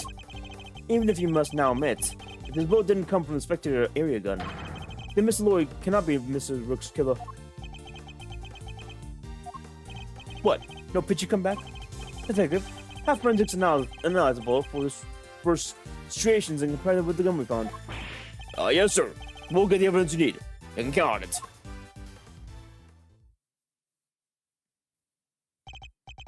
Alright, let's see what forensics has to say. Our findings are as follows, sir. Firstly, the blood on the bullet is indeed that of the victim, proving that there was a bullet that killed Mr. Rook. Secondly, we found Mr. Knight's fingerprints on the gun, probably from when I handled all the evidence over to him. After the key part, the striations. If they're not a match, then Miss Lloyd's in the clear. Lastly, the striations on the bullet are a match with the gun. Oh, fuck. What? How could that be? No way! Aw, come on! There's no doubt about it, sir. This is the gun that was fired from the bullet. How? How? Well, isn't that something? Conclusive proof that I was right. What's the matter? You didn't think you had me backed into the corner, did you? Guess you misread the board. Because the only one backed into the corner is you. Knight's counter. There's no denying it. Franks has proved that the gun and the bullet are a match. The bullet that killed Rook was fired from a gun you found in the inspected area. So who pulled the trigger? It can't have been me. I was up on stage. Let's leave your little friend. That killed Rook. She's a murderer, and you just proved it. Your move, Edgeworth. But remember just two things. One, where you found the gun. And two, which gun the fatal bullet come from. Whichever way you look at it. I can't have been the shooter. Ugh. Here comes to this. Me and the president, we admitted to faking the assassination attempt. Now it's your turn to admit something. Who the killer really is. There's no way Tabby did it, is there? Let him get you, Kay. We just need to go over his statements again. There must be something further we can deduce from them. Okay, let's do this, Mr. Edgeworth. Oh, ad start in 3 minutes, chat.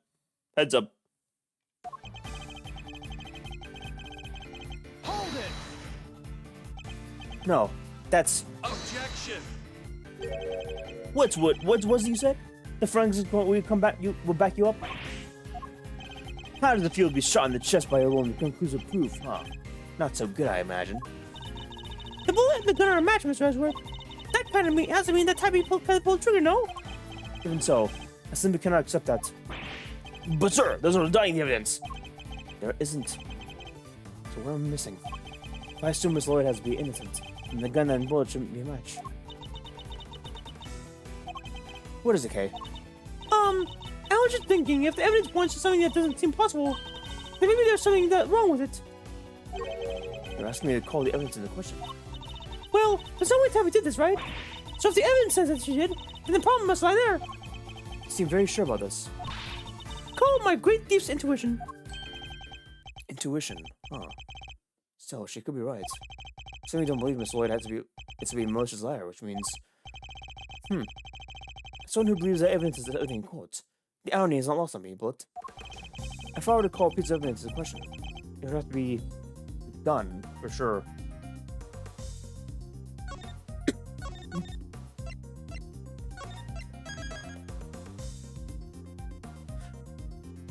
Has to be the gun for sure.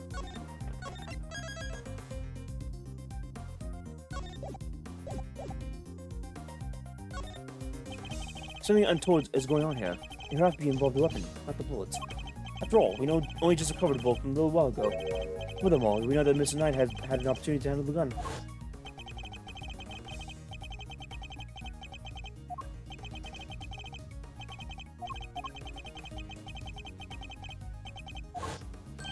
Indeed, he has had ample opportunity. There's no doubt about that the gun was a weapon that. There's no doubt about that the gun is a weapon that we was using at the time, which means it must belong to. Take that! The gun belongs to Mr. Knight. He switched the gun around. That's it.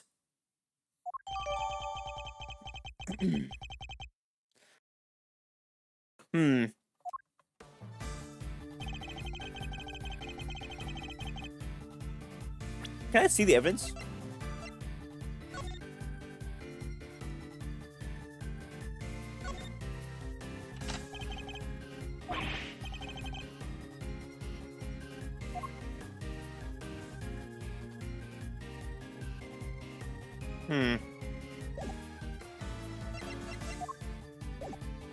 Hold it! Objection! You hold it. You were the one who proved this. Or are you saying that Professor was wrong? Well, had the victim's blood on it. Which means it must be the one that took his life. And it did seem to have been far from the gun we found in the trash can. Don't you love this? Your face, Edgeworth. What a picture. Ugh. Man, of man in dire straits, yes. Who else spotted you?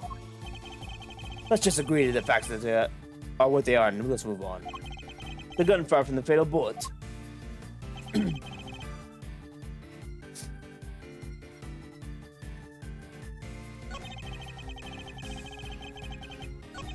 Hold it! Yes, who indeed? Still can't bring yourself to admit the truth, huh?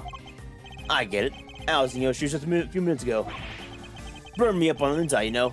Maybe you really want to shoot someone. Sorry, it's not a lot of a matter, I know. But we both know we really did shoot someone, don't we? Hold it! What proof is there that the Miss Lloyd fired the gun? What proof? How about the forensics you ordered? They didn't fire prints of, did they? Yeah. The only prints they found were yours, pal. Objection! From when I confiscated the evidence, probably. Anyway, say it wasn't this journalist. Who was it? Couldn't have been me, because it could have been me. Your investigation put the shooter in the spectator area, didn't it? Are you ready to admit it yet? All the evidence points in the right direction. Hold it! That's not what I prove at all. Oh yeah, so what did you prove? What did you prove? Still trying to make this about how I fired the first shot? Sure. You proved that, and I admitted it. So what? You're forgetting the fact that you're here to do one thing and one thing only.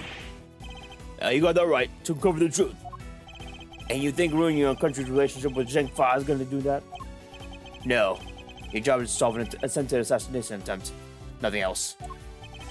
I'll tell what my job is, thank you very much. You don't get to tell me what to do. Oh, sure. Let the child go cold while you flip the wing. While you flip your wig over. Who gets to say who or what?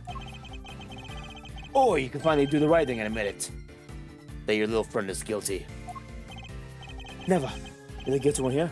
There's no doubt about it. Markings on the bullet are consistent with those left by wood in the trash can. But Mr. Knight would have tampered with the gun somehow. He could be the only one to do so. He could have only done it once to hand over the evidence, and not a moment before. Isn't there anything we can do, Mr. Edgeworth? There must be something. A reason that's why I've been found. I'm sure of it. Which means we can only overcome his offense this time as well. Really? Even with the forensics result on the side? If testimony is untruthful, then there's always contradiction to be found. Listen to what he has to say for himself one more time.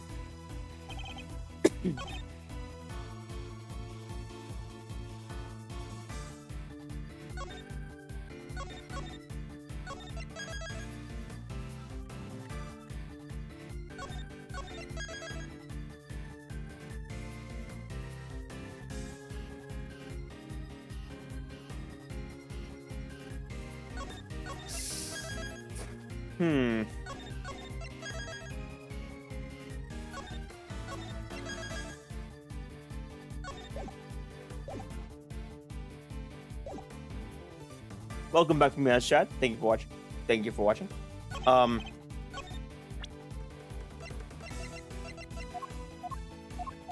guess that person. Objection! Okay, this is the right one. Admit it. You switched the guns, didn't you, Mr. Knight?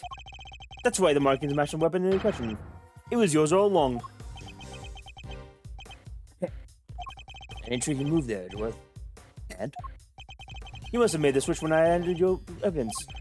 Well, I was busy trying to make the case for remaining on the investigation. You took the laser sight from the gun we found in the trash can and put it in your own. Then, not long after, you handed that gun back to me instead of the one we found. I did, huh? You think I somehow knew you'd find, let alone run forensics on the bullet sometime in the future? Is that so strange? You're a chess player, after all. A man well used to thinking several moves ahead.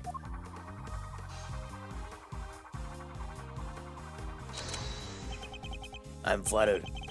But much as it pains me to admit it, you're investing my abilities. Besides, do you even have any proof that I made the switch? The gun is the same model as mine. Weird, sure, but it's just coincidence. And look, there's laser sight attached. Also, take a look at the cylinder. 2 spent bullets. Just what we'd expect to see. So what proof do you have that I switched the original gun from mine? Huh? None. That's what. You say that I'm overestimating your abilities. You surprised me. What can I say? I'm a modest guy. More modest than you, that's for sure. Everywhere except the chessboard, that is. Well, I don't see a chessboard here, do you? Shame. Still, guess it gives you a nice excuse. I didn't mess up. I just didn't have the right evidence. I don't think I'll be the one making excuses. Rather, I didn't mess up. They just got lucky with the evidence. Will be an excuse, I imagine.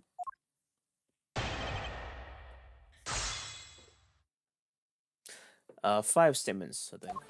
4, okay. Hold it! A coincidence, you say? It was a necessity. No, it can't be both, though. Sure it can. We bodyguards need to protect the president. And the girl needs to use a gun. But she probably didn't know the whole lot about him. It's not so far-fetched for her to pick up something that she'd heard of that we also happen to use. Okay, but why a revolver? Why is that your go-to gun? Probably something to do with the ease of use. No spend casings chase down, not for example. Exactly. Perfect tool for a job where you can't afford to fail. Or don't know what you're doing. Still, coincidence, necessity, doesn't make a whole lot of difference either way.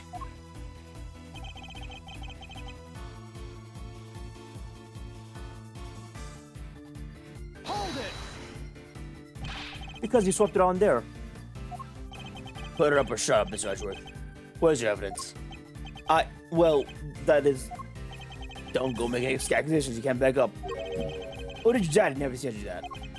As it stands, the facts are in my favor here. Hold it! I've been meaning to ask, actually. What about your own weapon? How many Spence bullets are in the cylinder? It's all go here? Well, now.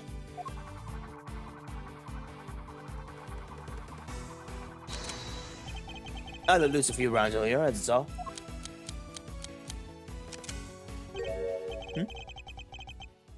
He loads his gun every time it fires.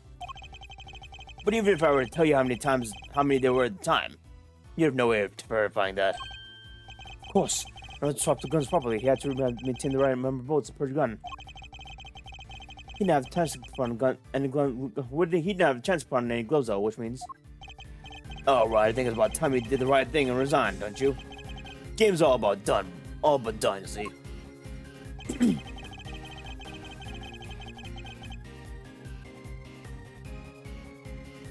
You know what, I'm just gonna present. Objection! I'm just gonna present. I have your proof right here. That's your proof? I think you've been working too hard, Edgeworth. Not the gun itself. The evidence it carries. The evidence I'll prove once and for all that it does in fact belong to you. I'm looking forward to this. Go ahead and make it move. What's about to come into play? The rook? Bishop? Not a pawn, surely. The evidence the gun proof takes form of...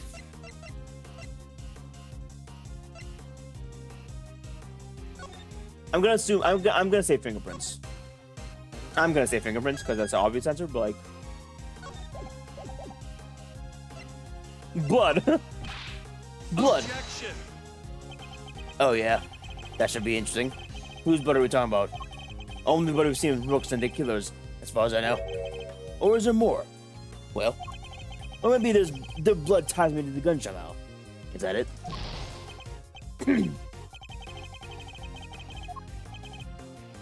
Bullet markings. The markings have some bullets. Oh, Mr. Edgeworth, I don't think the striations are. Please, I don't have to explain myself to you or anyone else, detective. Objection! But it might be a good idea. How did the bullet markings prove to me example? Did they spell out my name, maybe? You're a joke, Edgeworth. A total joke. Wow, shit. Oh, striations can only ever tie the bullet to a gun.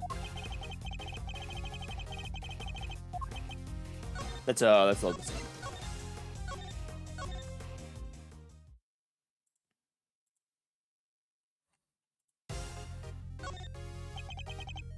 Fingerprints. Name me your fingerprints, Mr. Knight. Objection! My prints. Pah! Of course my prints are on the gun. You handed it right to me when you gave up the evidence. How could they not be on there? Objection! What if I told you there are prints on a part of the gun that you shouldn't have touched on any points? What? Where? You can't prove that. Oh, but I can. There's a place where your fingerprints could never have been left if things were having to say. I'll let you present the final piece of evidence that will bring our game to a rightful conclusion. This is the latest site. Yeah, it can be lighted up with the target to make aiming a little bit easier. Oh, this never done. Shit.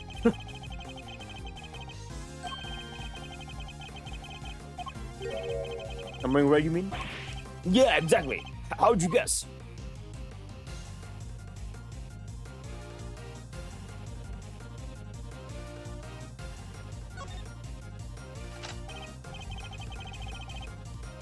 Here, look closely at the cylinder, detective.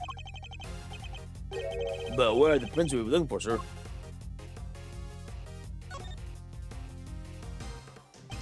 You did indeed switch the guns while I handed you the evidence.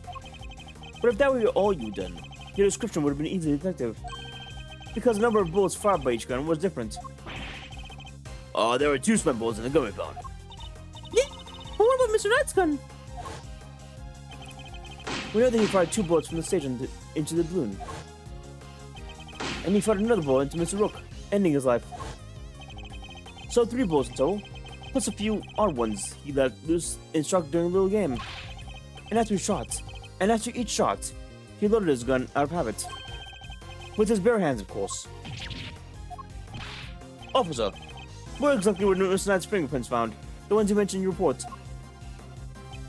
Sir, they were found on an exterior weapon, but also on the bullets themselves. I'm not sure they could have gone there just from me having your evidence, Mr. Knight. No! And there we have it. Proof that you did indeed switch the guns.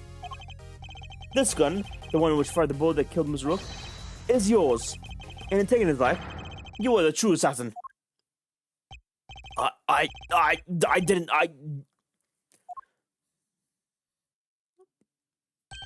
Checkmate.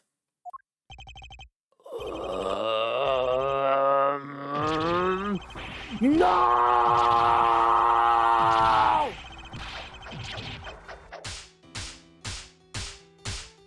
Holy shit.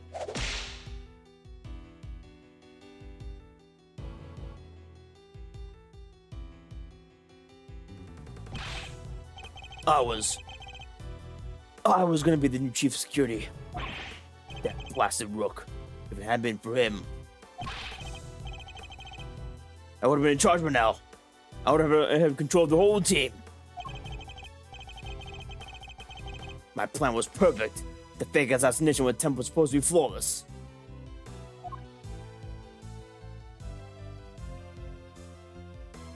Oh shit.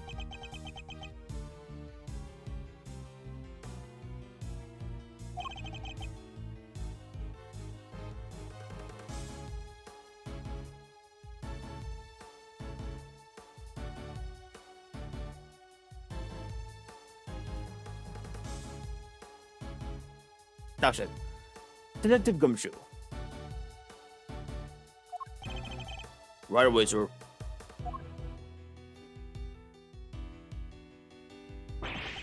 Curse you, Edgeworth! Our game isn't over yet. I'm afraid this is as far as we go today.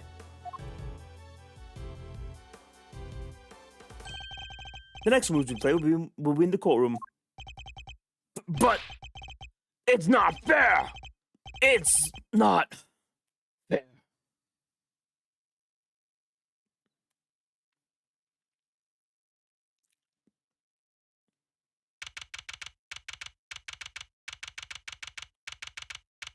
March 25th, 5:12 p.m.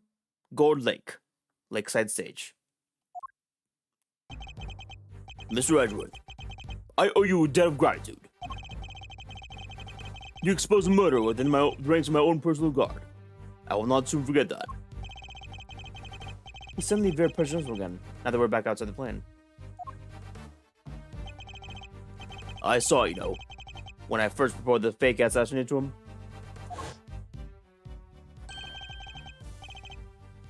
You want me to handle it, not Rook? Rook refused. But I can rely on you, can I? Of course, sir. You can count on me. I'll put together a plan that can't possibly fail. And he'll pay his part like a pawn he is. The hatred in his eyes was plain to see. He despised poor Rook. I was not entirely comfortable while moving forward with Knight in charge of our little deception. And looking back, I think he sensed my discomfort. I couldn't help but thinking I put upon his decision to end Rook's life. Mr. President, none of this would have happened if you hadn't plotted a fake innocent attempt on your life. That was your crime, and it is a crime you'll have to live with.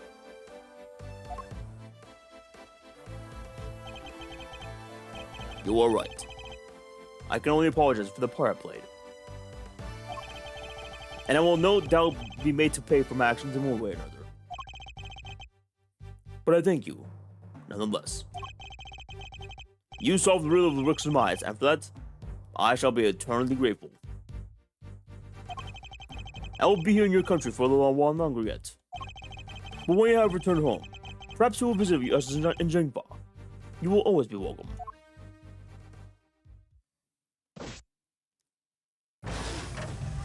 Huh.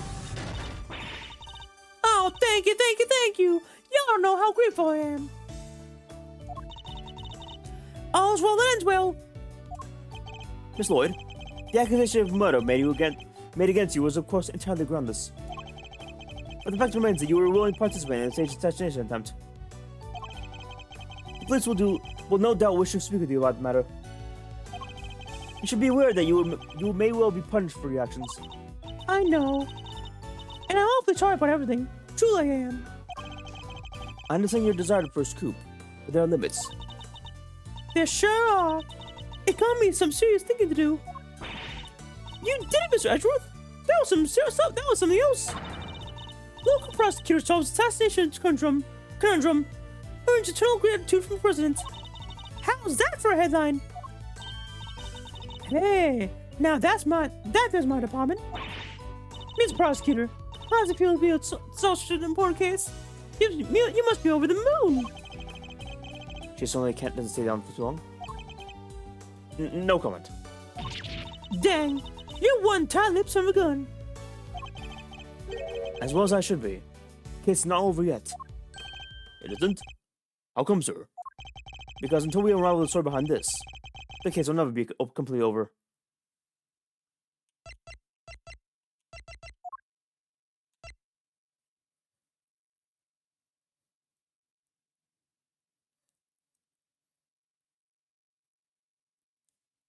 Take that! The killer's calling card. Mr. the Killer has yet to complete his assignment. You mean he might still try and murder the president? Hope I'm wrong. But if I'm not, this could all blow up in something much more sinister. As one would expect with the attempted assassination of a president, the case was all over the news. And my preparations for tonight's trial were constantly interrupted by requests from the press.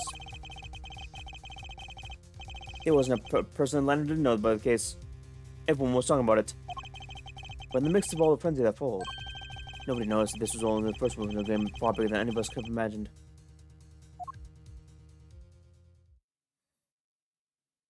The end for now.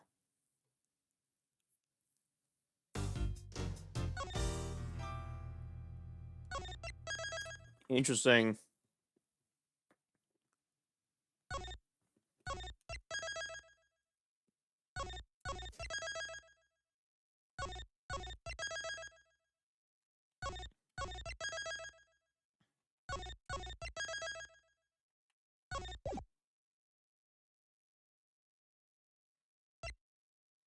The captive turnabout. Oh boy.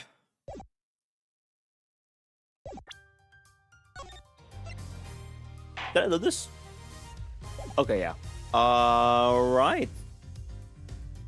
Thank you, Stratos. Thank you, Tiny. Thank you both. Thank you, Lucas and Rob viewers. Thank you, people that came in chat. Not much people came today, but that's okay. That's okay. Thank you once again for the gift sub bullet to Tiny, Stratos. Thank you once again. I don't know if you're still awake. You might be asleep by now, but hopefully you hydrate and hopefully you become sober soon. But yeah, that about does it for now. I'm gonna probably wait until my lingering cough goes away before I continue the game, but we'll see how long it takes. We'll see. I do want to try and finish the game by the end of the year at least, which I should be able to, but still, I don't want to risk anything. So we'll see. We'll see. Next stream is probably gonna be case 2. Might be next week actually. I want to make sure my lingering cough is all cleared up before I continue streaming. But yeah, that'll be it. Next stream is definitely gonna be case 2 of AI2 Prosecutor's Gambit. But after that, it's definitely gonna be Final Fantasy XIV Dawn Trail because 7.1 is gonna drop on the 12th. So I gotta keep an eye on that. Most likely, the second case will be next stream, but definitely gonna be streaming 7.1 MSQ this month as well. Should be fun though. Should be fine. Anyways, I'll see you later, chat. Have a good night, and I'll see you next time. Peace. Oh shit. Have a good night, chat. Have a good night.